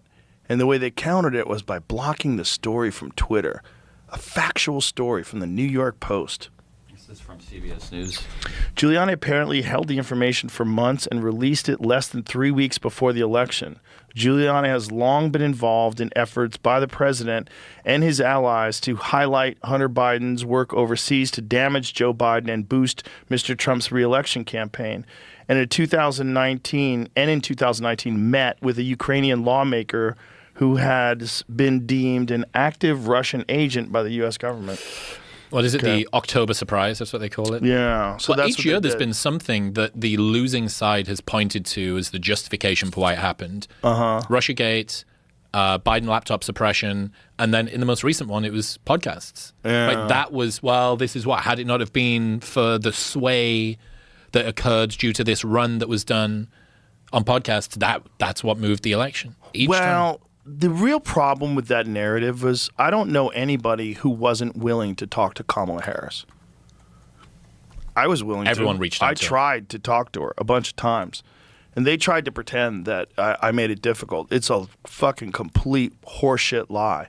They also lied and they said they came down here and checked out the studio and did a run of the place. They did not. They did not do that. They did not. Trump's people did, and I've said that. Like, if you want to say that they knew that someone did it, but I don't know how much they're communicating with each other. Trump's Secret Service people came down and they scanned the whole place. They went through the whole place before he came in. But she's alleging that her people did a run of the studio. They did not. No representatives from her organization were ever here. And that it would be insufficiently secure or something? Is that what? No, I mean, they said that we were making it difficult. I was making it as easy as possible. And the one day that she offered to do it, I was already booked with him. And I even said I would do it. No fucking way. Uh-huh. And I said I would do it, but it would have to be, she had a gig in Houston. She was doing like a speech in Houston. I think that was one of the ones where like Beyonce came out and everybody thought she was going to sing and she didn't. Everyone got mad. Yeah, everyone got mad. So she was somewhere else in Texas. And I said, listen, when she's done with that, I'll do a podcast at midnight. Come on in. I'll go whenever you want to do it. I'll do it the next day. I'll do it that night. That would have been one of the wildest 24 hours of your life. I was down to do that. To have done, and I was going to release them both at the exact same time. Unreal. That was the idea. But she wasn't willing to do it. Jamie, they even gave me a bunch of happen? things. This is also that they didn't tell the truth about. There was a bunch of things that they said she didn't want to talk about. And I said, fine. She didn't want to talk about her record for prosecuting marijuana possession in California and then for using those people that were supposed to get released past the date that they were released to fight wildfires. She didn't want to talk about that. Fine.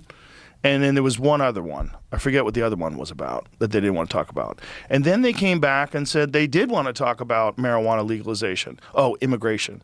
They were not so keen on talking about immigration. Maybe it wasn't immigration. Was it immigration, Jamie? Do you remember? I don't remember what the other one was. But I was like, fine. I'll ask her about cooking. I don't give a fuck. Like, let's talk. Like, I just want to sit down across and find out who you are. Mm-hmm. We'll figure it out. I'll ask you if you believe in Jesus. We'll figure it out. Do you believe in UFOs? Like, what do you think? Will you going to release the files? Like, I'll find out who you are. Let's go. You know, maybe I like you. Maybe no one's had a chance to see you for this way. Maybe you can laugh and joke around and be like a real person instead of like being a person with sound bites because you can relax because you know there's no time constraint. Who fucking knows? But we didn't get to find out. So to say that like you're blaming podcasts on her not getting elected, how about the fact that you spent $1.4 billion fucking dollars and you put someone in without a primary and you blew all this money and you still lost. Like, you guys fucked it up. You fucked it up. You had all this momentum. When she had that one speech, it's like, say it to my face. They were like, yeah. Like, they had it. If she never did another fucking speech and never did a podcast, never did anything, and only did pre-prepared, like, monologues like that. Game over. Game over. Game over. Game over. She's younger. She got more energy. She's like a new, fresh thing. Let's go.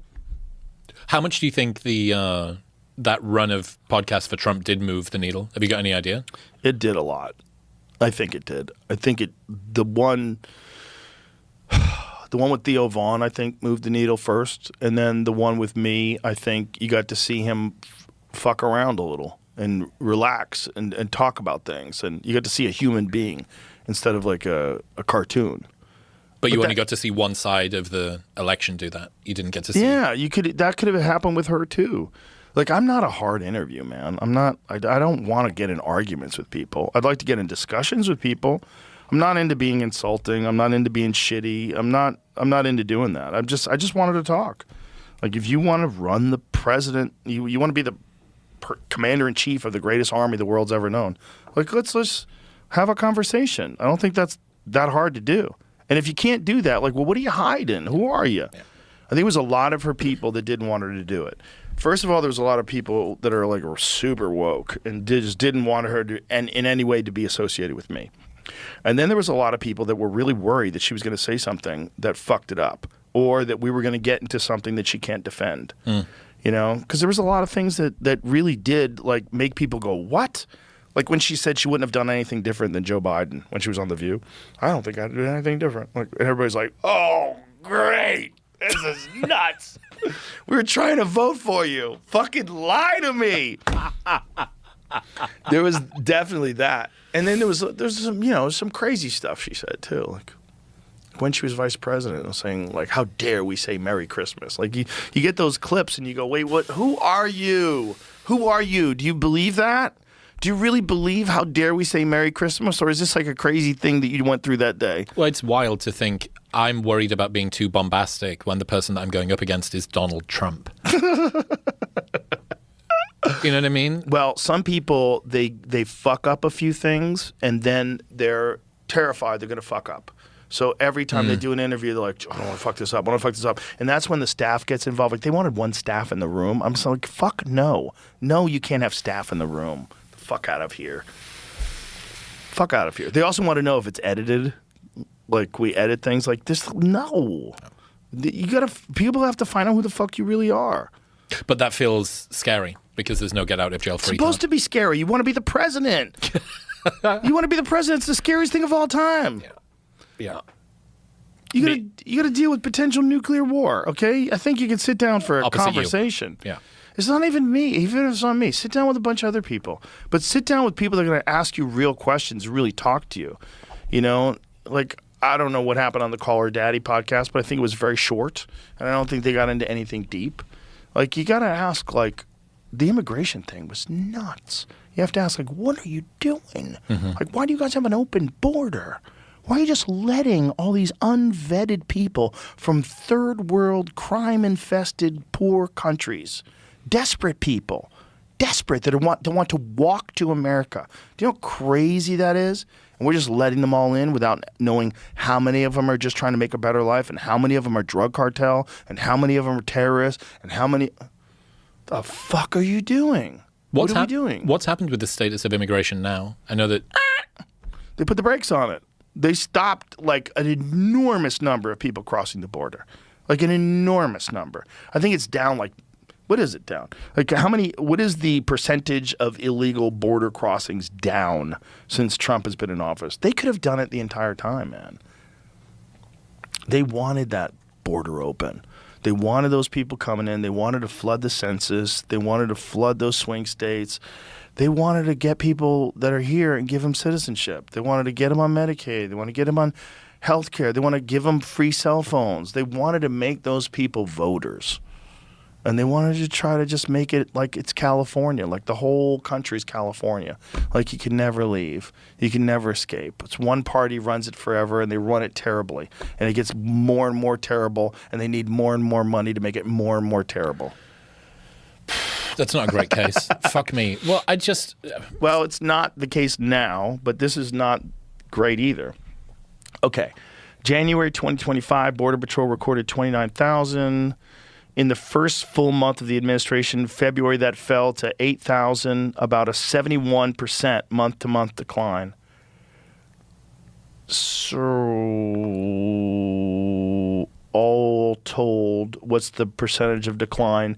What's the percentage of decline based on 2026 versus 2023? Let's find that out.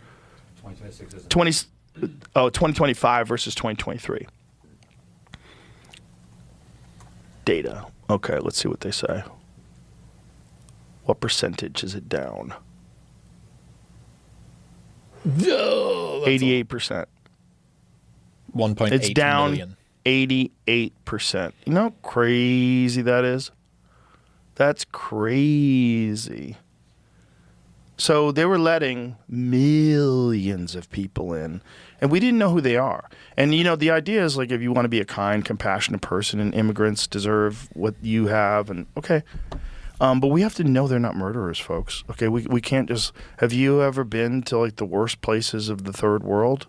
Probably not. If you did, you wouldn't want those people just, like, roaming around your neighborhood when you have to leave your garage and go to work. You wouldn't want that, because they're just like, oh, the guy's not here, I'll break into his house. Well, how much of this is a luxury belief that the people that are espousing the things that they're supporting aren't the ones that are going to be impacted by it? It's the same as I told you this last time I was on. There was a house near where I live in Austin that had a defund the police sign in the front yard and a private security sticker on the front window. That's cute. People are cute. Well, there's a lot of that. It's a lot of white people. White people are a real problem. Wow, that's this dude. Privileged white people. Says it started dropping in 2024 because of a Biden asylum change or something. Yeah, sure it did. Listen, they probably tried to put the brakes on it a little bit when they were losing the election. You know, when they were getting the polls in, they were we like, need to oh my front God, run this is this a going to little be bit? tight. Yeah, for sure. Yeah. Like this, otherwise they would have done it in 2023. They're not. They're doing it because of a political reason. They probably would have opened it right back up if Kamala won. Like, you know, no one's illegal on stolen land. Come on in. You know, it's. Meanwhile, Victoria's Secret is up 300% year on year, the share price, because of Ozempic. I found this out yesterday. What? 300% increase. Because of Ozempic? So what the proposed reason for this is that millions of women have lost so much weight that their bras have stopped fitting. And because they're smaller, they're now going and getting more seductive underwear. 300% increase year on year. Hot little stick figures. That's what's happening, dude. Ozempic's a fucking hell of a drug. Here's another thing that I found out, that women are getting bridal dresses fitted, but they're having to predict where their weight is going to come into land. So some women are losing up to 50 pounds. They're losing so much weight between ordering the dress and the wedding that these bridal stores are having to get them to sign waivers in case they don't make weight, like a fighter. Like if you don't make weight for your bridal dress, you go, well, we can't give you another one. You've said that you're going to lose 50 pounds using GLPs over the next 9 months or 12 months or 18 months or whatever. And because they're scared that they're going to end up getting these refunds, they're having to sign waivers. I think the future implications of Ozempic on economy, consumption, like think about what most of consumerism is. It's not stuff that people need. It's like things that people want. It's like a craving, it's impulsivity, it's repeated purchase. Right. And that's exactly what GLPs act on. They're not just suppressing appetite, they're suppressing craving in a lot of different ways. And it's like, what happens to a capitalist system when you pharmacologically suppress craving? I want this thing. Well, maybe you don't. Not in quite the same way, because it seems to work on weed. It seems to work on video games. It seems to work on a ton of different behavioral. People don't like wine as much. Okay, so it's not just calories. It's more than that. It's consumerism as well. And I think what happens when you intervene pharmacologically in people's desire to crave is just that is the other side. So AI on one side and fucking GLPs on the other. Well, they say that some people have different reactions to GLP-1s, right? And some people have a lack of desire for relationships, which is really creepy. Like you have what is it about? Is it taking away pleasure? Is it taking away excitement? Like what is it taking away? Like what stimulation that you're getting by overeating? What is it dulling in the process that also stops drug addictions? Like it's helping people that have addictions, and it's also helping people that are, that have like impulsive behavior, apparently. I think that's true. Well, but the weird one is the side effects of like relationships. Like maybe it's craving again. Maybe it's the same thing. I looked at the study on that came out on X, and people were talking about it. There was some criticism around whether or not that particular pathway in the brain works the way that it would. But if you're suppressing craving overall, that wouldn't surprise me. No. If you're making people just want less. Right. I don't want that at all. Bill Maher was arguing with Scott Galloway on Real Time about that. Galloway was like big on GLP-1s. And there's benefits. I think also the thing is dosage. This is an issue, and this is an issue that's been brought up by compound pharmacies, that there's certain people that don't need a big-ass dose that you're going to get, like depending upon your body weight, depending upon your size. They're like a 500-pound man probably needs a different dose than a 135-pound, 5-foot-tall woman. Is that not being suggested? I don't think so. It's not being advised? I think people are starting to do it through their various healthcare providers and various doctors who have experience with these things that are giving people like smaller doses and less. And then there's the retatrutide stuff. Am I saying that right? Retatrutide. Retatrutide. That one is a weird one because that one allows you to keep muscle mass, and that's the big fear that people have, is that you're starving yourself, but you're also losing bone mass and muscle mass. That's because people who don't have good fitness habits are reducing an already suboptimal diet. They're not eating well, and now they're eating less of not well. They're still not training, which Right. means what happens, because I think about 90% of people that go on GLPs and then come off them gain the weight back. So you don't change your behavior. You don't change your behavior, but you lose muscle on the way down Right. and gain fat on the way back up. Right. So if you end up back at the same weight that you were previously, your composition's worse. And that's really concerning because you're basically locked in to use them for the rest of time if that's the case, if you can't use something else to fix it. I know that they were using different things. Like they were using IGF-1 along with GLP-1s to mitigate the bone density and muscle tissue loss. But the reality of having less calories coming in than coming out is your body's going to eat itself. I mean, that's what's happening. Which is why you need to do resistance training. Yeah, you have to. You have to lift heavy weights. I'm not heavy, but you have to lift something. So you develop bone density. And this is a giant problem with older people that have never lifted anything, is that their body composition is just, they might look normal, but they're made out of dough. You know, you could just punch right through them. And if they fall down, they're going to get hurt, man. That's snapped. When people get older, like one of the main ways that people die is falling. What happens? They hit their head? They hit their heads. They slip in the shower. They slip in the bathtub. They hit their heads. They break a hip. When you break a hip, man, the odds of you living more than 10 years reduce drastically. A lot of it is also because at the time that you're breaking a hip, you're probably old already. Yeah, old already. But there's like real data that show that once people have fallen and broken a hip, like that's a catastrophic injury that you got to think of all the resources that your body has to use and employ in order to heal that. And then there's the compromise in movement that you're going to have for a long time. You're not going to be able to walk. Right. You're going to need assistance. You're not going to have the same vitality. You're going to be recovering, going to be exhausted. People with Alzheimer's disease are substantially higher risk of falling. Wow. Falls can be fatal, especially if they can cause a hip fracture, head injury, or complications from hospitalizations or immobility. Research indicated that 60 to 80% of older adults with Alzheimer's experience a fall, more than twice the rate in cognitively normal peers. There's a news story that came out recently, Jamie, about a woman who survived for 8 days in a bathtub after she fell. Sure. Oh my God. Insane. So had a tumble and wasn't found. I don't know what the fuck she was doing in order to be able to stay alive. I guess if you're in a bathtub, you've got some water. Yeah, but peeing in the tub and drinking the water. And hoping for the best. 82 years old. It's 9 days, actually, it says. Oh, my God. She drank water. She managed to splash up onto her face by turning the faucet on with her foot. Oh, my God. Oh, my God. 9 days 9 in a days fucing bathtub. Crazy. How'd she not die of hypothermia? I guess you could heat yourself up. Just got to run the water. I guess. I mean, is she that good at turning the knobs with her feet? She could scald herself to death? What the fuck, man? Mountain home, rural mountain, North Carolina. Oh, my God. That poor lady. Let's get her on the podcast. And she survived? Get her on the podcast, Jamie, before Chris does.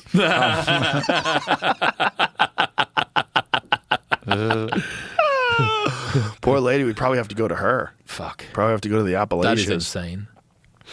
Fuck, man. There's people that get through some shit. I was looking at the studies of how long people have stayed awake for.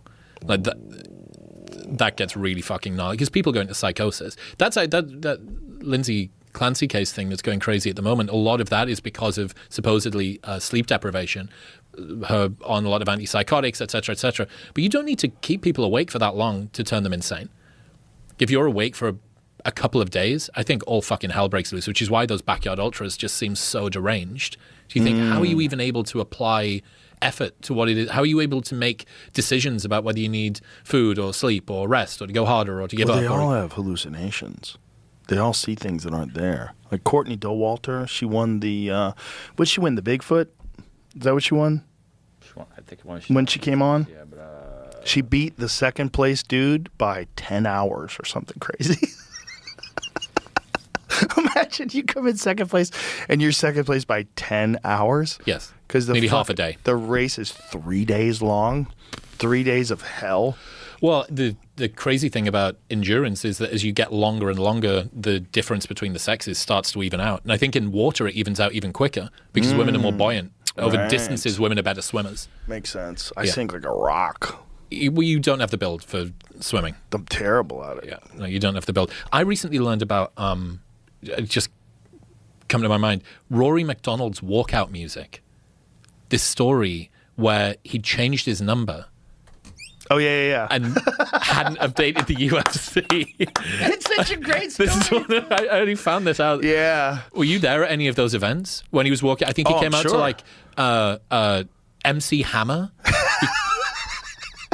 And people asked him, apparently he got rumbled because he wanted Nickelback. And they asked him afterwards, and they were like, sorry, we couldn't get you Nickelback. And he said, I didn't ask for fucking Nickelback. Then we worked it out, and it was just some guy that was a fan that was deciding to submit songs on Rory McDonald's behalf. The guy got Rory's old number, and Rory never bothered telling the UFC. And this guy knew who Rory was, and he was just so jazzed up that he could pick Rory's walking music. And the guy had a good sense of humor.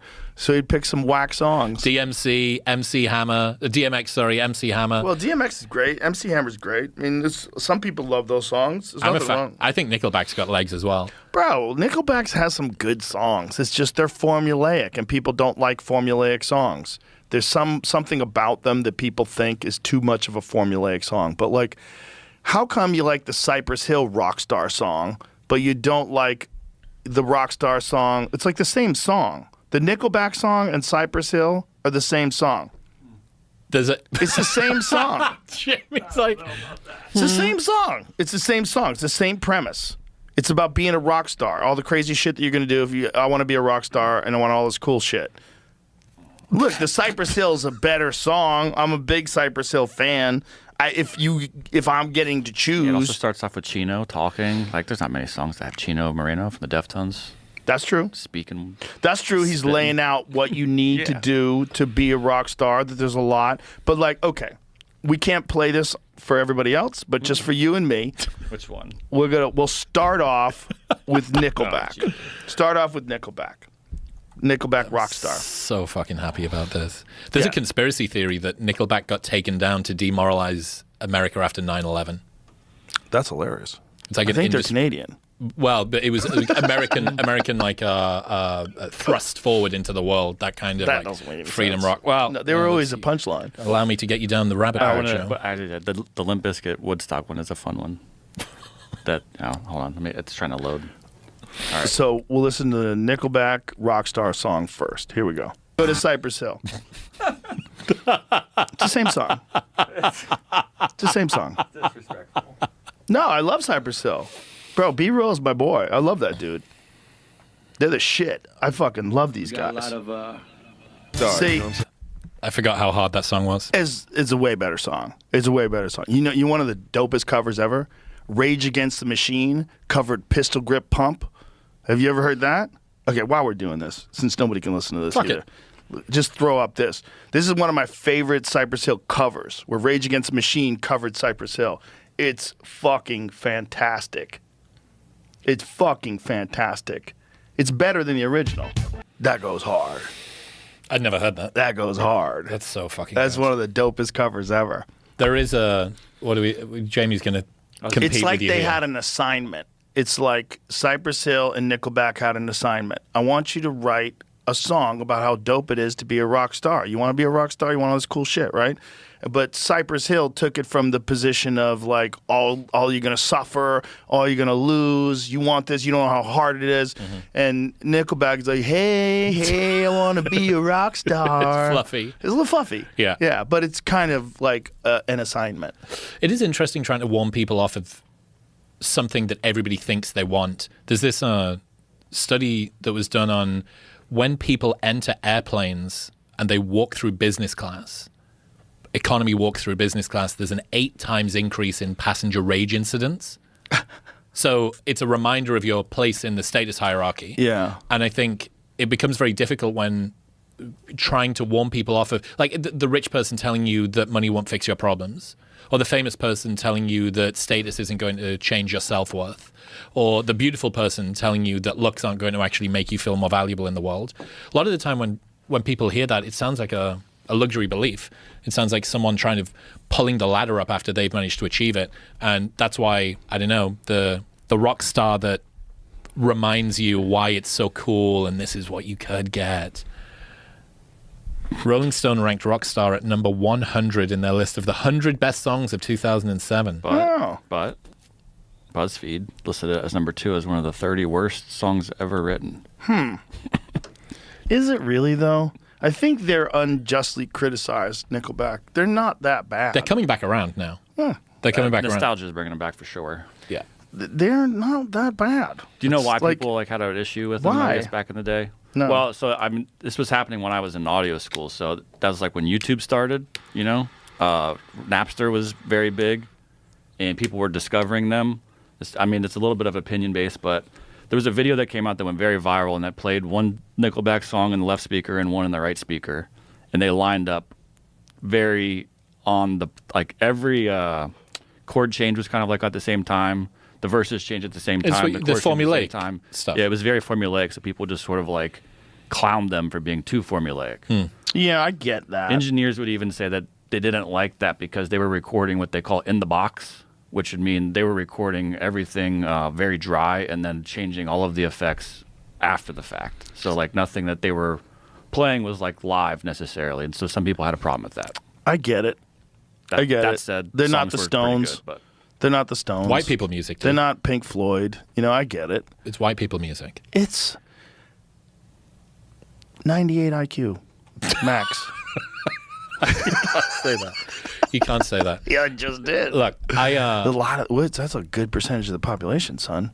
I can listen to some 98 IQ music. I like me some of that. What do you think? I mean, max. I'm saying max.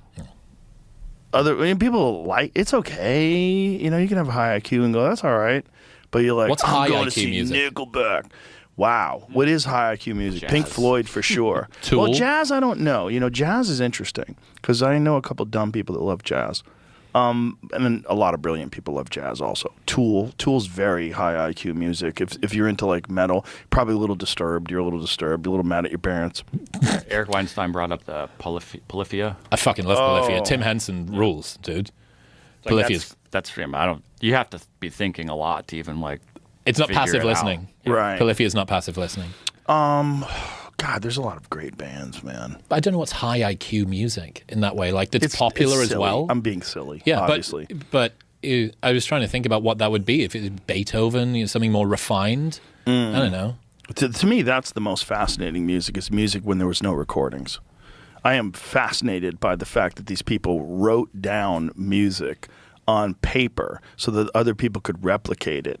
And that's how they passed on these amazing songs that people still play in concerts today. There was no ability to record. Well, think about what stories would have been like before we had the written word. There's a lot of really popular musicians who don't know how to read music. Mm-hmm. They don't have to. I can just draw them out on my digital workspace on my laptop. Yeah. They know how to play an instrument. They know what the sounds it makes. I don't have to see what are those fucking bullshit lines. The fuck is that? Yeah, classically trained. Yeah, I mean, everybody loves the idea of being a savant Renaissance guy, sort of outside of the system, coming in and breaking the rules in that way. I wonder how often that happens at the highest level. Like, At the highest level, it's Hendrix. Because Hendrix played a guitar upside down, left-handed. Why? Because he was left-handed. So he played a right-handed guitar upside down. You ever see the way he played guitar? No. I don't know jack shit about playing guitar, by the way. This is explained to me. I think Weinstein was the first person to explain it to me. But pull up Hendrix playing the guitar.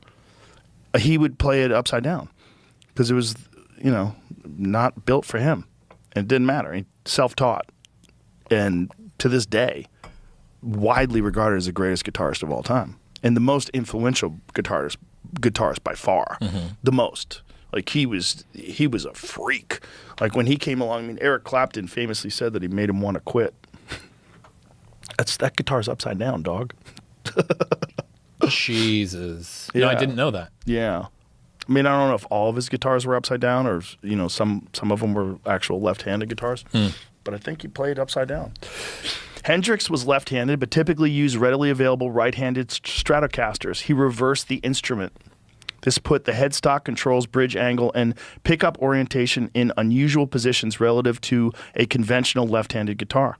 Isn't that wild? Yeah. Fender, look at this. Fender's Hendrix signature Stratocaster recreates some of these visual and functional details, including a reverse headstock and reverse slant bridge pickup.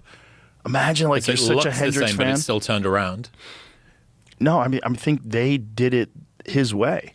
Wow. I think they replicated it his way. Because, like, if you're a fucking guitar nut and you love Hendrix, like, I want to, like, why does this guitar bullshit? This guitar's backwards.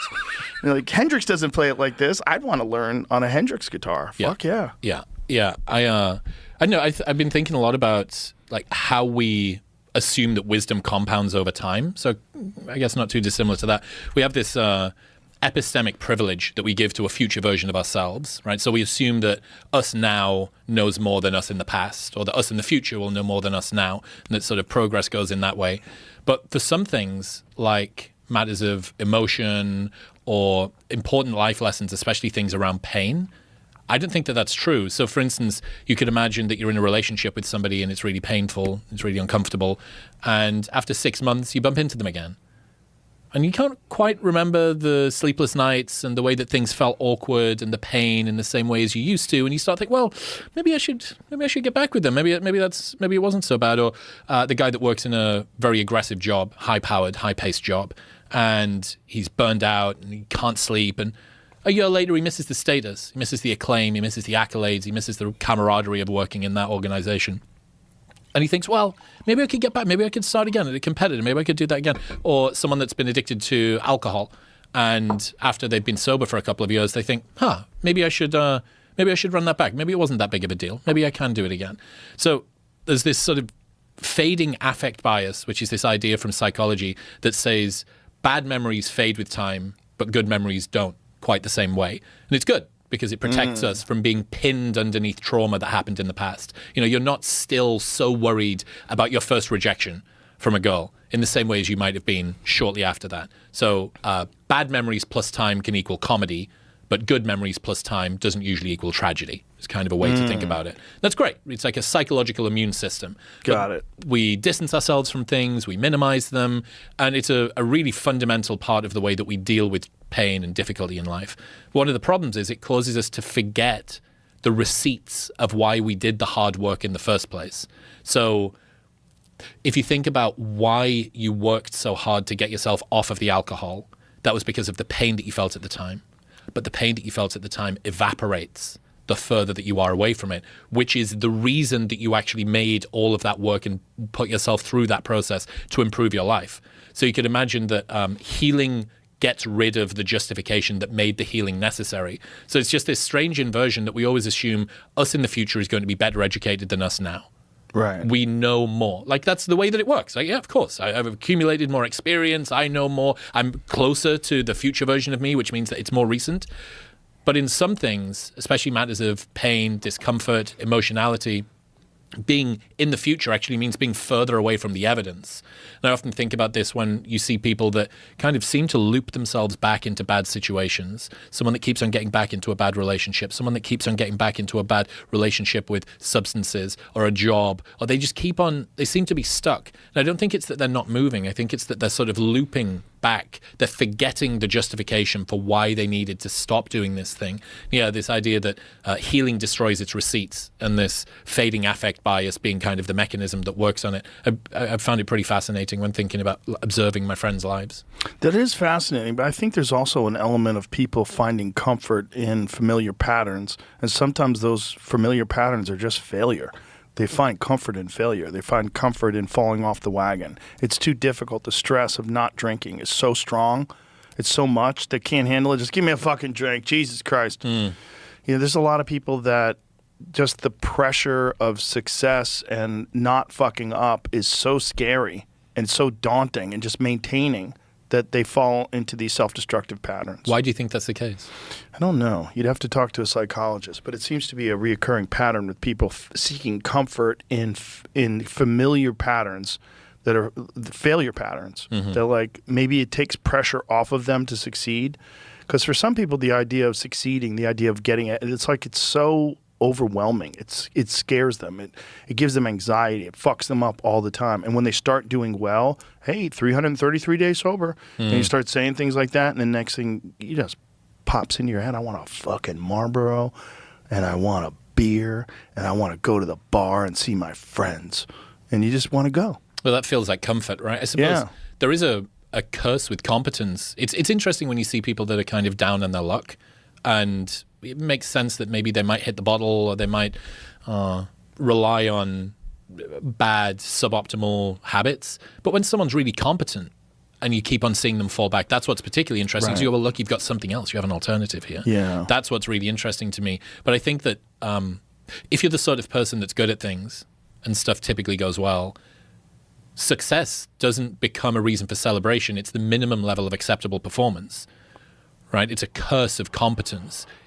Yeah. Success itself is what you have to aim for, and anything less than success would be a failure, and success itself is nothing more than acceptable. Right. That creates a really perverse incentive, which is I can only not lose. I can't ever win. It's this sort of debt. You wake up every single day behind, and Yeah. only if you dominate the day perfectly do you get yourself back up to the minimum level of acceptable performance, which is perfection.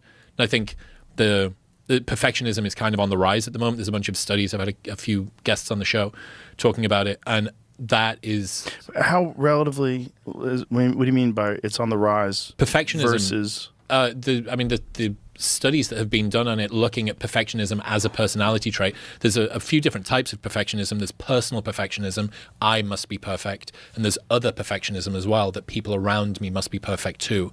And that can be particular. how are they measuring the effect of perfectionism? Like, how are they measuring how people enacted in their lives?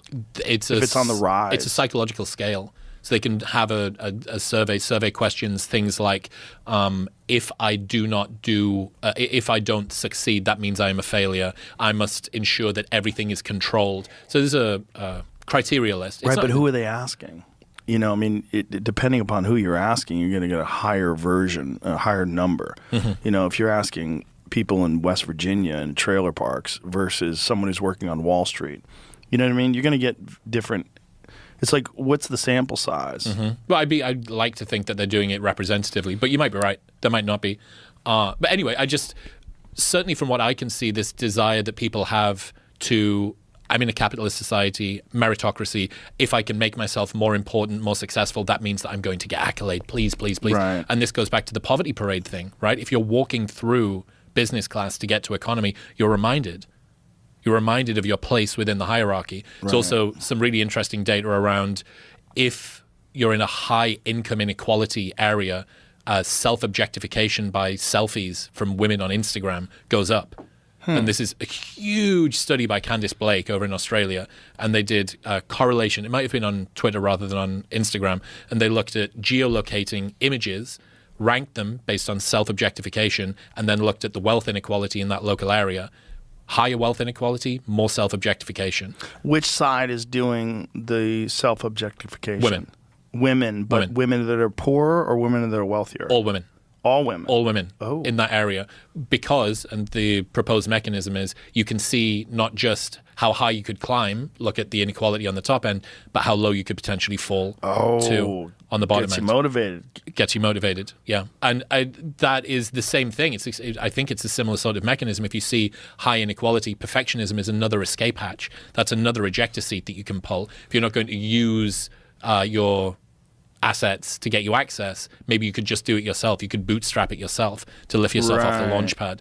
And yeah, the perfectionism thing's kind of fascinating to me, because I think it means that people never really get to escape from the standards that they set. And if you're good at stuff, it becomes even harder, because the minimum level of acceptable performance is just perfection, right?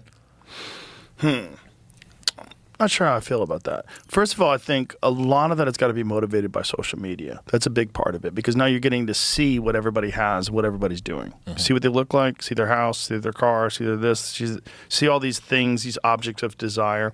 So that, I think, accelerates people's desires and wants. And then you also get unrealistic beauty expectations from the internet, particularly social media apps that use filters, right? You're getting a very distorted perception of what people look like. And so that probably accelerates the amount of plastic surgery women get and amount of things that people are willing to do, probably the amount of steroids that young men do, you know, all that stuff.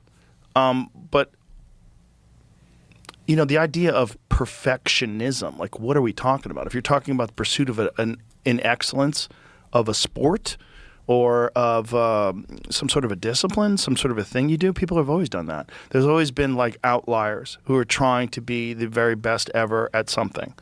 You know, that's always going to be the case, and we celebrate that because when, you know, there's a guy like Larry Bird that keeps hitting those three-pointers, everybody's like, fuck. Remember when I was a kid, people would throw garbage into the little garbage baskets at school, and they would go, Larry Bird! You know, like they wanted to be like Larry. They wanted to be like Michael Jordan. They wanted to be like Mike Tyson. People celebrate the outliers. They celebrate these excellent people that stand above and beyond. There is some article about it. I don't know how they figured it out yet. But Interesting. There's it says it's been growing since 1989. This is hilarious. Perfectionism is a public health risk. It's associated with increased depression and anxiety. Yeah, you're going to be depressed and anxious if you're trying to achieve perfection. But I don't know if that's bad. Like, it's really about whether or not you can manage your fucking mind. That's interesting there. So there's perfectionism is increased in different rates.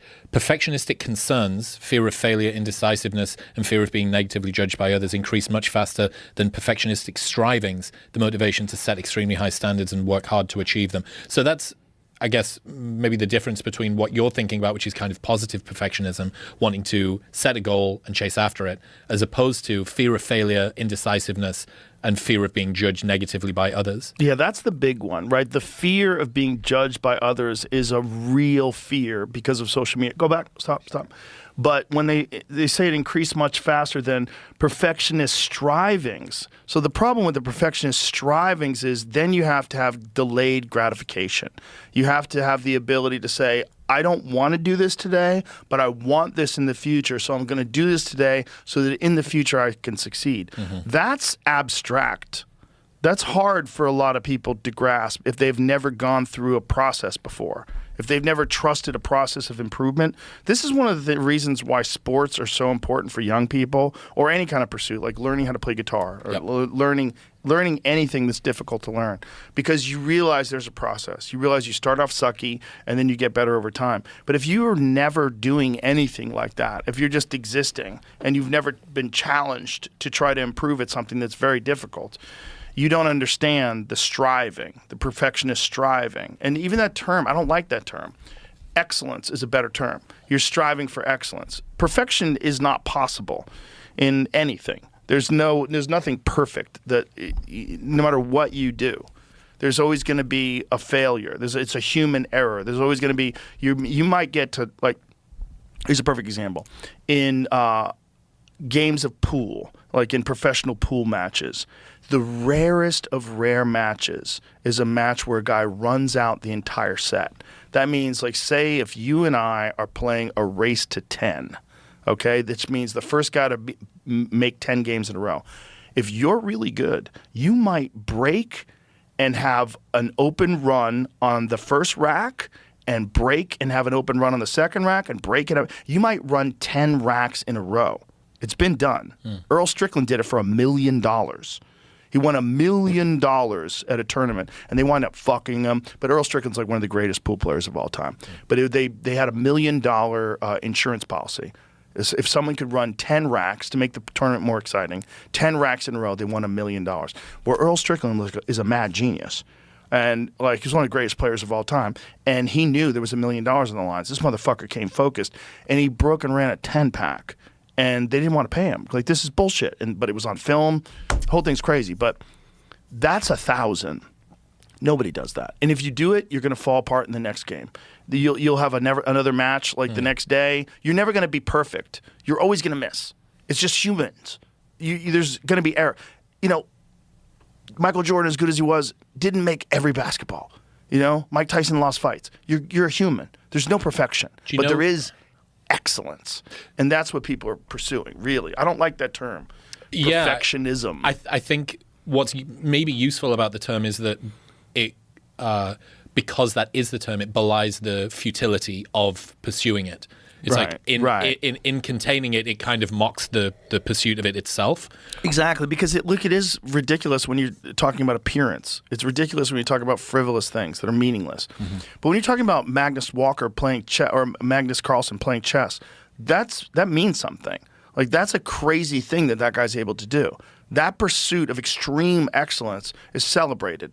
When Messi plays soccer, when someone is an outlier, like, we love that. So this idea that you shouldn't love the most excellent of excellent people that are the most celebrated in society, and there's a problem with people chasing excellence. Like, okay, like if you're saying there's a problem with people chasing perfect appearances because then you get dysmorphia and you start looking at yourself all weird, and then you get anorexia, or you getting your lips done, you don't know they're too big.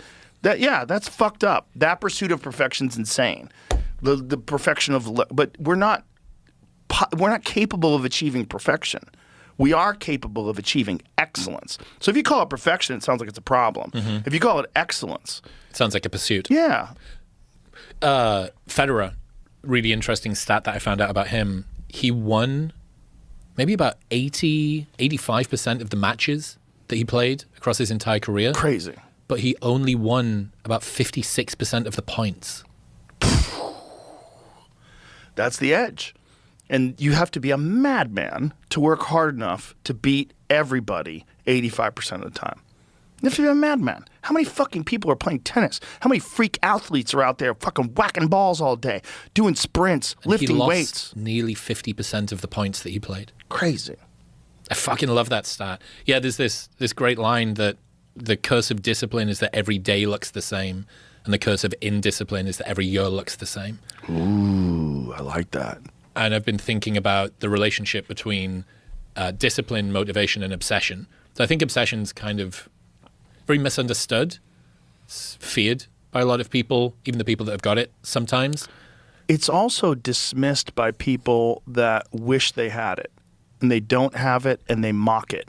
How so? Because they look at someone who's like obsessed with doing something and like, oh, he's fucking lost his whole life playing that stupid game, right. Or he's given up his whole life for his music. Like, what's the point? Like, there's a lot of people that want to dismiss the outliers. Maybe they don't like the way they stack up against them. If someone's like the best at something, you watch some guy that can just do this thing that no one else can do the way he does it. Like, there's a bunch of people that celebrate it for sure, but there's always going to be a bunch of people that think there's something wrong with it. Being threatened by obsession is kind of interesting. So everybody wants to... I think it's to do with your relationship with friction. So discipline is friction accepted. It's like, I will force myself to do the thing regardless of how hard it is. Motivation would be friction removed, which is like, I want to do the thing. Right. And then obsession is friction inverted. Like, I can't not do the thing. I'm pulled toward it. It's harder for me to not train than it is for me to train. It's harder for me to not play guitar than it is for me to play guitar. Right. So it's all about that relationship. And this is why I think people get so confused, because from the outside, obsession can look a lot like someone just using a shit ton of discipline, just gritting their teeth and getting through it. What you don't realize, from the inside, they have no choice. Right. They have no choice but to do it. All that they go to sleep thinking about it. They wake up thinking about it. Yeah. There is no way that they can stop themselves from doing this thing. And this is why it's dangerous. Obsession gets a bad rap because if it's pointed toward politics or porn or your ex. Or video games. Or weed or, whatever. Anything. That becomes very dangerous. Right. But and this is why some people, and I'm going to guess that this is you, it's certainly me, some people have problem-solving brains. They're always kind of rotating a little Rubik's Cube in their mind, thinking, this is an interesting challenge for me to face, and how could I change this thing? How would I fix this thing? Just playing with ideas or trying to get better at something. They're always working on something. Someone that's got a problem-solving brain but doesn't have any good problems to solve will just chew themselves up. They will eat themselves inside out, because that is when you get obsessed with stuff that you shouldn't do. That is when you get obsessed with porn or politics or your toxic ex or that person that you think that cut you off in traffic, and that's when you chase after them. That is the kind of problem-solving brain without a good problem to solve. And I think a lot of people feel a degree of shame, or at the very least, like they're marionetted by this problem-solving brain, by the speed of what they're going through, the fact that they're always turning something, they can't really get it to switch off. And I think a much easier solution than trying to stop yourself from solving problems is to just give yourself better problems to solve. It's to start a business. It's to get a pursuit that you really care about. Right, but this sounds very simplistic, though. We're talking about a legitimate mental health issue with a lot of people that don't have the awareness to stop a pattern. Mm-hmm. You know, like there's a lot of people that need a friend, and they don't have any friends, and so they need a counselor. They need someone. They need someone who can talk to them about what they're doing and give them some tools as to how to navigate out of it, because there's a lot of people that are just stuck in that rut. I agree. And they could be really good. Like, there's people that are wasting their life gambling that could be really good at something else. They could be really good. If you applied that effort, that dedication, that obsession to something. Yeah. No, I completely agree. I think the funny thing for anyone that's on the right side of their obsession, they're applying it to something that's positive. Kind of a nice situation to realize, hey, you weren't that far away from being that guy on the street. Right. If you're honest with yourself, you're honest, your level of obsession could have directed you toward that destruction, that distraction, that's like self-immolation. You're not that far away from it. It's the same fuel. It's the same fuel source. Yeah, it's just about directing it in a good way and figuring out a way that's going to be most beneficial to you and the people around you. And some people just aren't good at that problem solving. Yeah. And I think you're right to point to what you do in childhood. Sport is just, hey, if you work hard incrementally at these component skills, there is an outcome in terms of performance that will happen in future. Yeah. These small amounts, these little efforts will contribute to what you do. When you get there, there's delayed gratification, step by step by step. You work up, and it kind of lays the physics of the system. Yes. Right. Okay. And then you get into adulthood and you go, well, I understand. Like, delaying gratification is important. I can win the marshmallow test today, which means I can get something that I want in future. I need to think over a longer time horizon. Typically, I can use my like another thing that's kind of fascinating about that obsession piece is when you look at someone like Jocko as a good example. What looks like obsession now, what looks like discipline, is probably just who he is. The 4:30 a.m. thing, the kettlebell swings, the training. At one point, he was obsessed by that. That was probably what he thought about most. I know it was when he was still in the SEALs. Like, that was what he wanted. He just wanted to get as big and as jacked and as lethal as possible. I don't think that's quite his priority in the same way now. But what you see, if you allow yourself to have positive obsessions and for them to cool over time, you basically start to build up these layers of a pyramid, which is, well, I'm not obsessed by training, but I used to when I was in my 20s, and now my training obsession is just who I am. It's cooled like lava's sort of cooled into the core of this planet, and it's now who I've become. So my training is just part of my life. And then, okay, what was the next? Well, I started to learn. I wanted to tell the truth. I wanted to be an upstanding person, so I started to maybe go to therapy, or I worked on my mental health a little bit more. And okay, that's now cool. That was an obsession for a while, and now I've moved on to the next thing. And I really wanted to build this skill, and I wanted to become a good father. So I worked out how I could deal with my emotions when interacting with my kids, and now I've got that skill. Over time, serial obsessives, I think, whether it's in business or in training or in personal development, what you end up with is this unbelievably well-rounded person. But if you don't allow yourself to wear that obsession for a while, and a lot of the time when people get obsessed with stuff, they feel guilty. They feel a little ashamed of it. They want to push back against it, but it's the freest discipline and motivation you're ever going to get. You're never going to find... Who feels guilty about being obsessed about things? I think sometimes people do. About good things? The mockery of your friends around you. Oh, dude, are going to go and play guitar again, are we? Oh, going to go and... Oh, you little music thing, is that going well? Man, anybody who falls victim to that, you deserve it. Because that's so silly. You need to stand up for what it is that you want. I don't. All the times in my life when I've been obsessed by things, if anybody tried to mock me being obsessed by it, I'd be like, "Fuck you! Who cares what you think?" I couldn't have cared less. That's interesting. I don't know whether it's a British. The mockery, the tall poppy thing, is a huge part of British culture. If you diverge from the normal path, it is. We have the same number of universities in the top 10 globally, but we produce 20% of the entrepreneurs compared with America. And I think that a lot of that is... attitude. It's not... Fucking Cambridge, King's London, Oxford. These aren't rinky-dink organizations. They attract unbelievable talent. Why is it that we're not producing the same kind of orthogonal thinker, self-starter, sovereign, high agency people that you might get out of America. And I think a lot of it is, it's just not as encouraged. It's not, and it's a shame. And I wish that I could like gift some of the enthusiasm back to the UK. Like, Americans basically have permanent first-line cocaine energy. It's just like so enthusiastic about everything. Yeah. And some Americans. That's true. But I wish that I could get that back. I wish I could push that back toward the UK. 'Cause it's something that would make a massive difference. Yeah, I'm sure it would, but it's very difficult to change the way a whole country thinks. It's like the attitude of the country. The attitude of this country is you could make it here. Like everybody feels like they're just a few good deals away from being rich. Mm-hmm. They're a millionaire that just hasn't made it yet. Like that's. I think it's one of the reasons that the victimhood culture here has kicked off more, though. That in the UK, you don't expect to be able to become much. Like, it's a very class system still over there. When you're a kid, you're not told that you can be anything that you want to be. If you diverge from the path, one of the first things that happens is, what are you doing that for? It's a stupid idea. Good in some ways because it keeps your feet on the ground, but bad in other ways because it means that you don't go for it. Right? You don't take the big swings in the same way.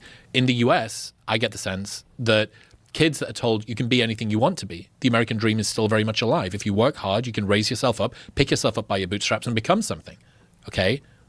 What happens if you arrive in adulthood and you're not given that which you felt you were promised as a kid? Well, that feels like someone's taken it away from you. That feels like someone's stolen your rightful, your promise. This is the same reason, interestingly enough, the same reason why Korea, the women in Korea are some of the most left-leaning in the world, supposedly, that they were given equal access to education over the last few decades. And that meant that as a quite patriarchal society, they were constrained, not able to access education in the same way. They finally get into it. They're emancipated. They're getting degrees and higher education at the same rate as the men. And then they get into the real world. And all of the employment opportunities haven't caught up. And it's still very sexist when it comes to the way that employment and promotions and wages, there's still a big wage gap there. And what that means is, in the same way as the American child that was promised all of this stuff as a kid doesn't get delivered it when they become an adult, a lot of the women in Korea, it seems, were promised a lot through their education, and then they arrive and the rug feels like it's being pulled out from underneath them by a workforce that is still kind of in their equivalent of the dark ages. But this is, people throw their toys out of the pram. Why would they not? I think that I deserve this.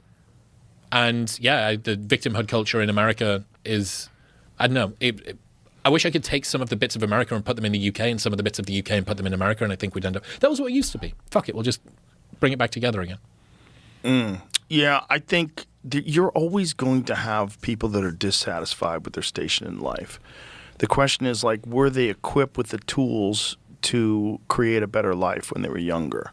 And whether they were equipped by their family or they were equipped by whatever thing they got into, a sport they got into when they were young, or some sort of a discipline where they realized this. It's really important that kids realize at an early age about a process of improvement. Trusting the process. That's the common phrase that you hear when it comes to anything that you're trying to do that's difficult in this country. Trust the process. Trust the process. You hear about that with coaches, like in MMA fighters, they're always saying that. We got to trust the process. There's a process of build up to a big fight. There's a process of improvement to get your black belt. There's a process of improvement as you rise through the amateur ranks into a professional ranks. You got to do things the right way and keep doing them, and you're going to get better. Some people never learn that. And then they get to a point where they think things should have already happened, and why haven't things happened for me? And then they get angry, you know? And it's a lot of it is, it's very difficult to find a good environment. Very difficult to find like-minded people that are empowering. And when you're around them, you feel better, you feel motivated, you feel inspired. That's also hugely critical for people. It's like people want to think, I'm a lone wolf. Fuck off. No. There's no one like that. That's all bullshit. Those people are very depressed. Where do you think the trust thing comes from? Because I trust. Think, yeah, the trust of the process. That I think a lot of people want. It's people that have done it before. You have to learn from people that have already done it. Like if you're learning from a wrestling coach, you're learning from a coach that wrestled. There's no wrestling coaches that didn't wrestle. Like they all wrestle.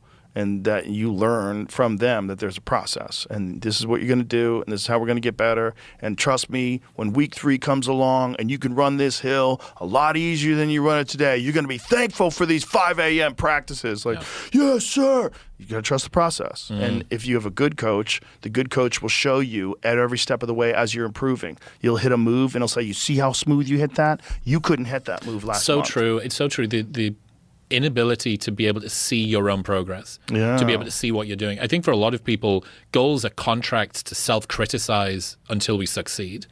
And that's how people whip themselves into submission. And that's the problem with the perfectionism side of things, as opposed to excellence, right? If you were to say, I am not enough unless I am perfect, as opposed to I am good if I keep improving.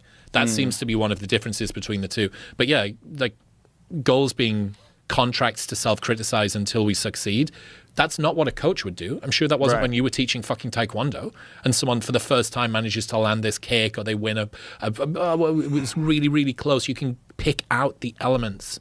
But so many people have got coaches in their mind that are only ever focusing on the negatives. If you have a good coach and you're in a sport with a bunch of other people that are doing well, it's like statistically proven that your level will be higher than someone who has a bad coach that's around other people that aren't as good.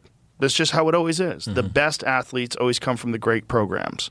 You know, whether it's Oklahoma State University, wrestling, or whatever the fuck it is. There's always like a bunch of different killers that come from a great environment with great coaching.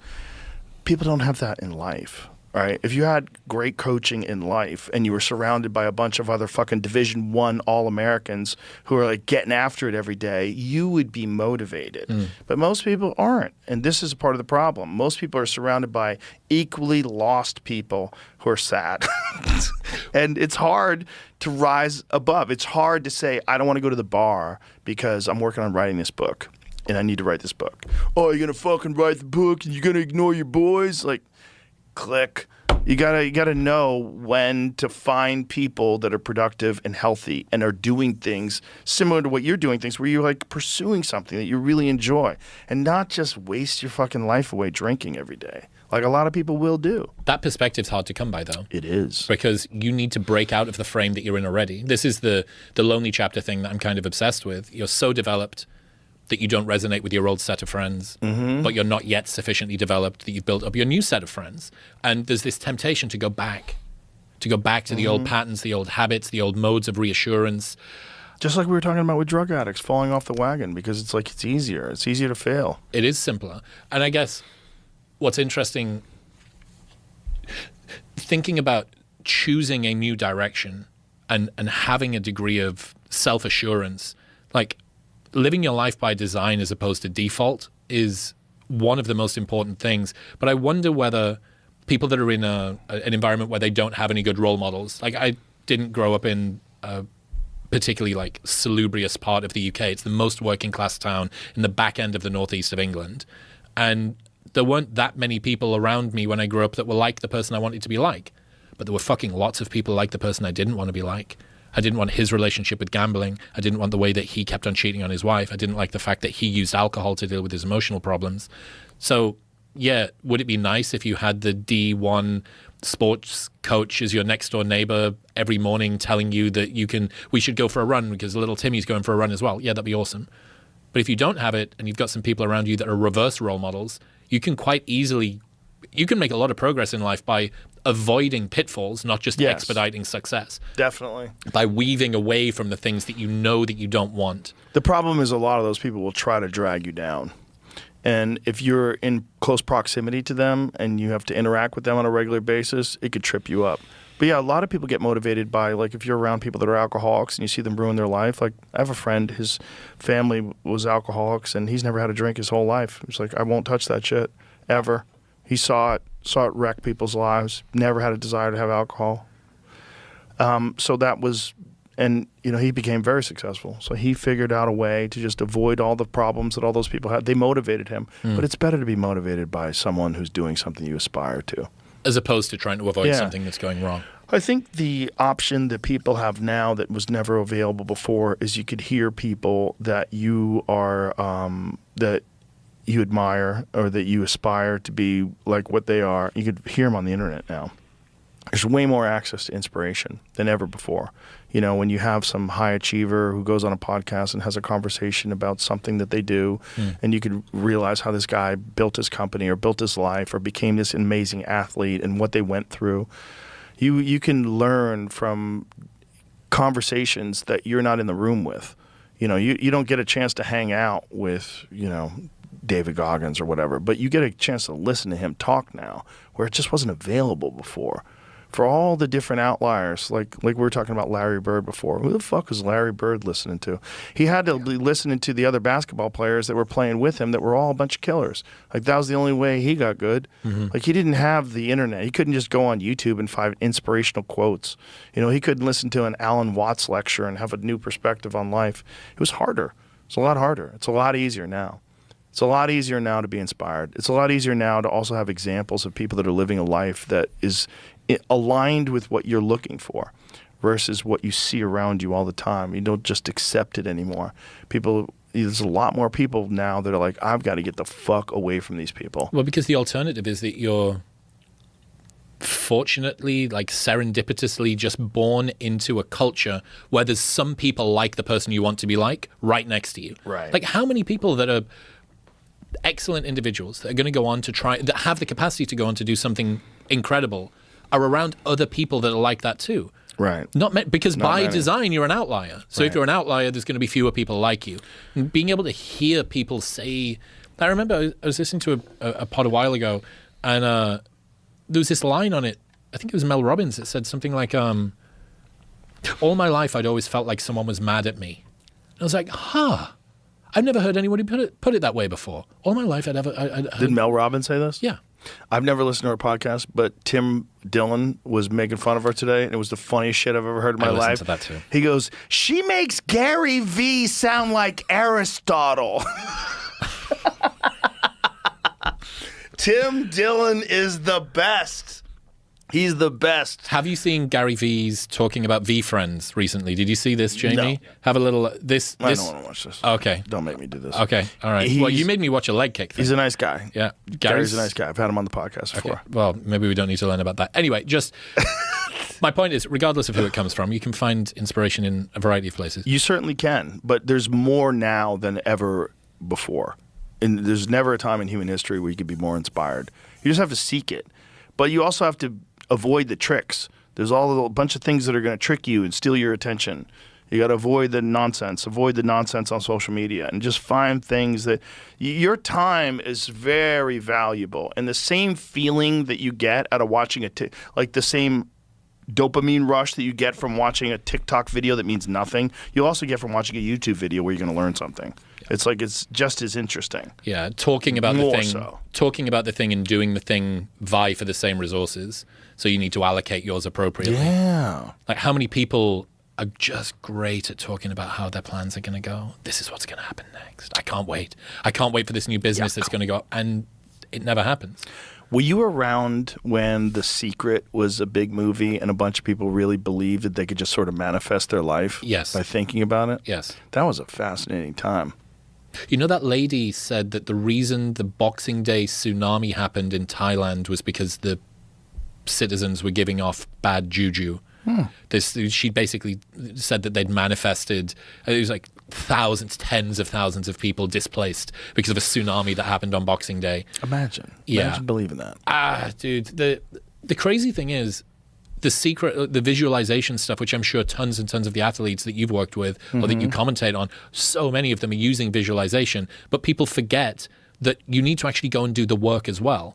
You'd think like God will steer the boat, but you still have to row, as opposed to you can just sit in the boat and think about it and you'll get rowed there yourself. Yeah. And that's the issue. The issue is that people want a shortcut. And if you can give them a shortcut. Yeah, I think the visualization and the belief is an element. It's an element. If you can never see yourself succeeding, you'll probably fuck it up somehow. But if you can see yourself succeeding and you have a direct plan and you also put in the work, your odds of success are higher. That's all it is. But the people that have said that they use The Secret to succeed, they're only the people that used it and it worked. How many people used it and it didn't work? Probably a fuckload more. Survivorship bias is a hell of a drug. It is a dude. hell of a drug. Yeah. Yeah, it's one thing to get what you want, but it's another thing to want what's worth getting in life. Well, there's a lot of people believe that it was like God's will for them to succeed. I knew God had a plan for me. Okay. Does God have a plan for that dude who's doing heroin in the corner? What about the guy that's pissing on himself on Skid Row? Does that God have a plan for that guy? God doesn't like him. I didn't like him when he was a baby. I don't like him now. Fuck that guy. Give him fentanyl. How do you come to sort of think about the unfairness of the hands that are being dealt? Because when I think about that, it does make me really sad. It makes me sad to think about how unfortunate some people's like decks of cards have been. Yeah, man. Oh, yeah. I mean, you can get born to a pair of junkies. Two junkies can have sex on Skid Row, and you're born addicted to fentanyl right out of the box, and your life is fucked. Versus if you have a child, you're a great guy, you're educated, you're interesting, you're intelligent, your kid's going to grow up with a cool dad. It's like it's not fair. Yeah. It's not even remotely fair. And we don't do enough to fucking mitigate the unfairness. And I don't mean in terms of like redistribution of wealth or anything like that. Like making sure there's not that level of despair and poverty in a functional society. And the fact that there's almost no effort, no real concerted effort to clean up any of these problems that we have had for decades upon decades upon decades in our cities. It's kind of crazy. The amount of money we spent on other things, we could have fixed that a long time ago. There's a lot of conspiracies about that, too, that they don't want that. Because if more people become educated and more people become ambitious, it's going to be harder to fuck them over. It's going to be harder to force them to pay taxes for an inefficient government that's stealing and people is filled ask too with many fraud questions. and waste. Yes. Too many competent people. You won't be able to keep your job being an incompetent legislator. There's a lot of theories about why schools suck so hard and there's so little money being put into schools. When you think about the amount of power that a teacher has over a child, you're working all day, okay? You're at work. Your kid is with another adult, and then a different adult, and then the next hour, and a different adult the next hour, and they're shaping their worldview for a solid 7-8 hours a day, more than 5 days a week, more than you. You're working all day. So you come home like, what do they teach you in school? What? Daddy, they taught me I could be anything I want. I could be a girl. Oh, God. Daddy, they taught me how important communism is. What? Ah, fuck. And what are you going to do? You're going to go to the school and you're going to yell at the meeting. And what do they do when that happens? They turn the parents into terrorists. They say the parents are terrorists. Why? They've called parents terrorists for showing up at school board meetings and yelling that they don't want their kids being taught about sexuality or they don't want their kids being taught about this. For fuck's sake. Yeah, so there's school boards that have tried to censor parents and have tried to like label them domestic terrorists for trying to interrupt meetings and say that they don't want their children being taught these ways. And so then what are your options? You homeschool. You got to, I don't have the time. Fuck. A huge amount of cost. Yeah, I dude, it's weird. It's weird out there, man. The state of the U.S. education system at the moment seems fucking wild. There was these studies that came out of Illinois. Basically, no one in high school could read at like a 4th grade level. It's fucking insane. I saw a video of a teacher crying that none of the students were even remotely competent. Yeah, what is a state that just because students were doing so bad, they completely dropped their standards? Was it Oregon? I forget what governor, but like ridiculously dropped their standards for reading and math. Yeah, it's not good. I mean, that should be something we're really concentrating on. It should be a really important thing in our world that's discussed every day versus whether or not men can play in the WNBA. Meanwhile, Penn State had a cocaine ring at one of the fraternities. Do you see that? A ring? Cocaine ring. So there was. What do you mean a ring? Like 2 different fraternities were selling cocaine? Oh, not just selling cocaine. They were driving to Philadelphia and back and New York and back to like create a huge cartel. This massive, massive scandal. The dad of one of the guys that was that was the leader of it is some attorney dude that was like covering it up, putting money and drugs in the safe, and the pledges that were pledging to go into the fraternities were made to cut and bag the cocaine. That's hilarious. Free labor. What school was this? Penn State. My God. 14 people arrested, including one of them that was the dad. This kid's got like a gazillion charges for it. It's Meanwhile, they're just entrepreneurs. look.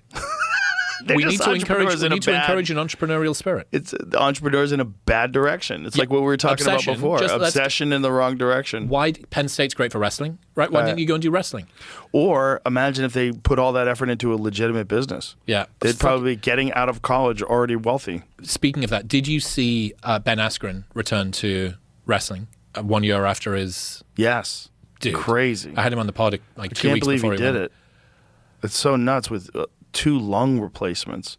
He's got he's got lung donations. Like somebody gave him lungs. Someone died. Immunosuppressant. And yeah, he has to be on immunosuppressants in order so his body doesn't reject the lungs. But having lung transplants is crazy. Having 2 is really crazy. And then wrestling a year later is just beyond insane. He never looked at what the surgery was that he got. He doesn't know how they did it. So I went and had a look, and it's the full breast. It's like you're spread eagled from reverse. Like a fish. Yeah. Dude, I got to pee and we got to wrap this up. All right. Christopher, it's always a good time to see you. Appreciate you, man. Appreciate you too.